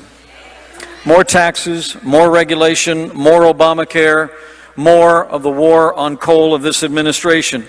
Hillary Clinton's actually advocating more than $1 trillion in new spending, $1 trillion in new taxes, and she thinks Obamacare is just a good start. Now, when she was asked the other day how she was going to pay for all those big government programs, she actually said, and I'll quote, "I'll tell you how we're going to pay for it. We're going where the money is. We're going after the super wealthy. We're going after corporations. We're going after Wall Street."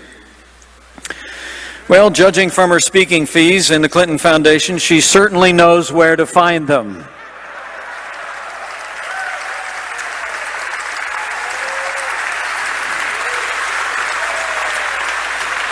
But you know, the only problem with her big spending, big government plan is this. As Margaret Thatcher said, the problem with socialism is you eventually run out of other people's money. You know, they tell us this economy is the best that we can do. But it's nowhere near the best that we can do. It's just the best that they can do. And when Donald Trump becomes President of the United States of America, we're going to get this economy working for all the people of Virginia, for all the people of the United States of America.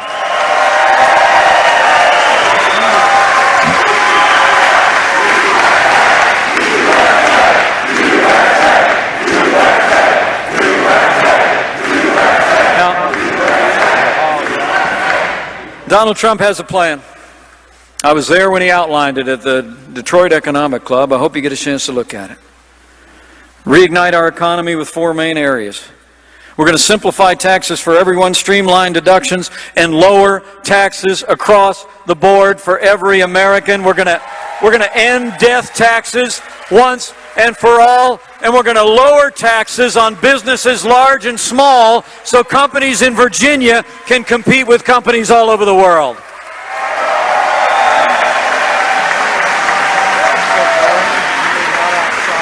On day one of this administration, Donald Trump is going to sign an executive order issuing a moratorium on any new federal regulation, and he'll repeal every Obama executive order that's stifling our growth in this economy.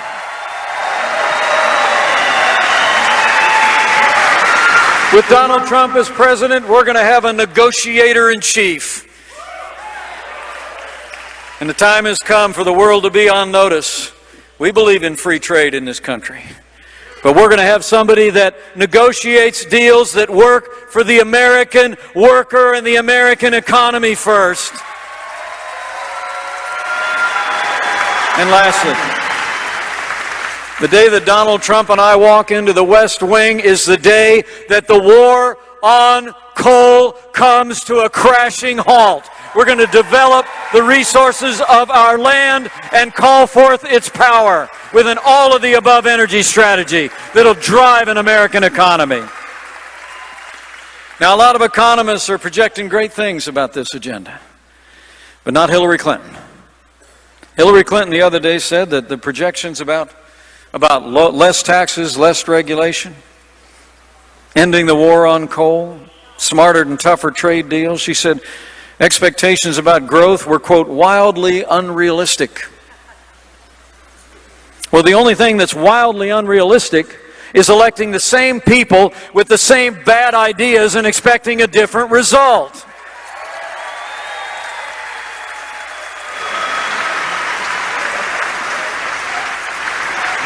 Donald Trump and I know, just like we've seen back in the state of Indiana, when you let people keep more of what they earn, you get government out of the way, you have sensible regulations, you make the right investments in roads and bridges and education, you take 3 steps back and America grows.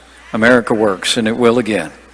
And if I haven't mentioned it, on day 1, we'll be looking for the Congress to put some paper on our desk, and Donald Trump will repeal Obamacare lock, stock, and barrel.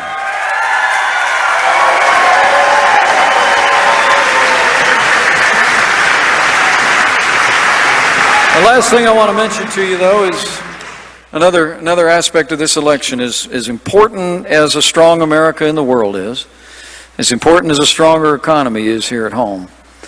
There's one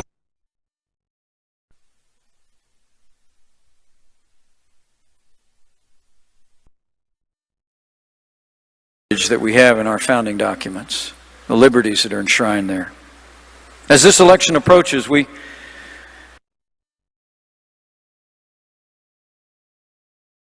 this next president will likely, we better think about that.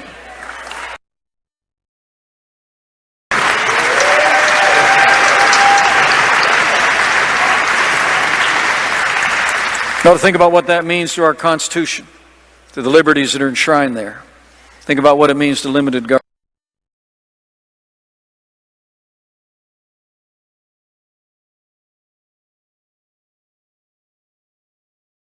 All right, so this feed has tons of problems. Like I said, it's not from our end; it's from their end. So I don't know if maybe the connection was bad. I have no idea.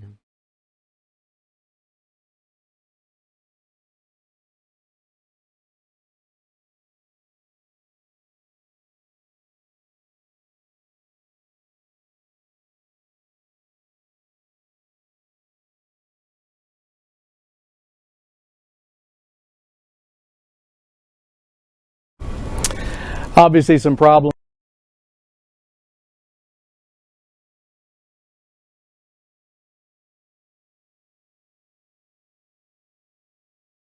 All right, guys, so that Mike Pence rally, I'm going to have to upload it instead of stream it. So once it's done, once everything is good, it will be uploaded to our channel. Thank you very much for joining us. Thank you for joining us, and we hope that if you're new, you subscribed. You hooked us up with a like, with a thumbs up, and you go and watch our videos. We have uploaded quite a few yesterday. If you haven't seen those, go check those out. But yeah, again, so this Mike Pence rally, I will upload it onto our channel. It'll be there in just a few minutes. And I hope you guys join us on the next Trump rally. All of the information is on our channel, so make sure you go and check that out. And so you can set the notifications so when those go live. But yeah, guys, thank you very much for joining us today for the event of Donald Trump. We hope you guys join us next time. But until then, have a good rest of your day, evening, morning, night, depending on where you're at. Thank you to all my moderators for keeping the chat clean and enjoyable for everyone. But until next time, peace.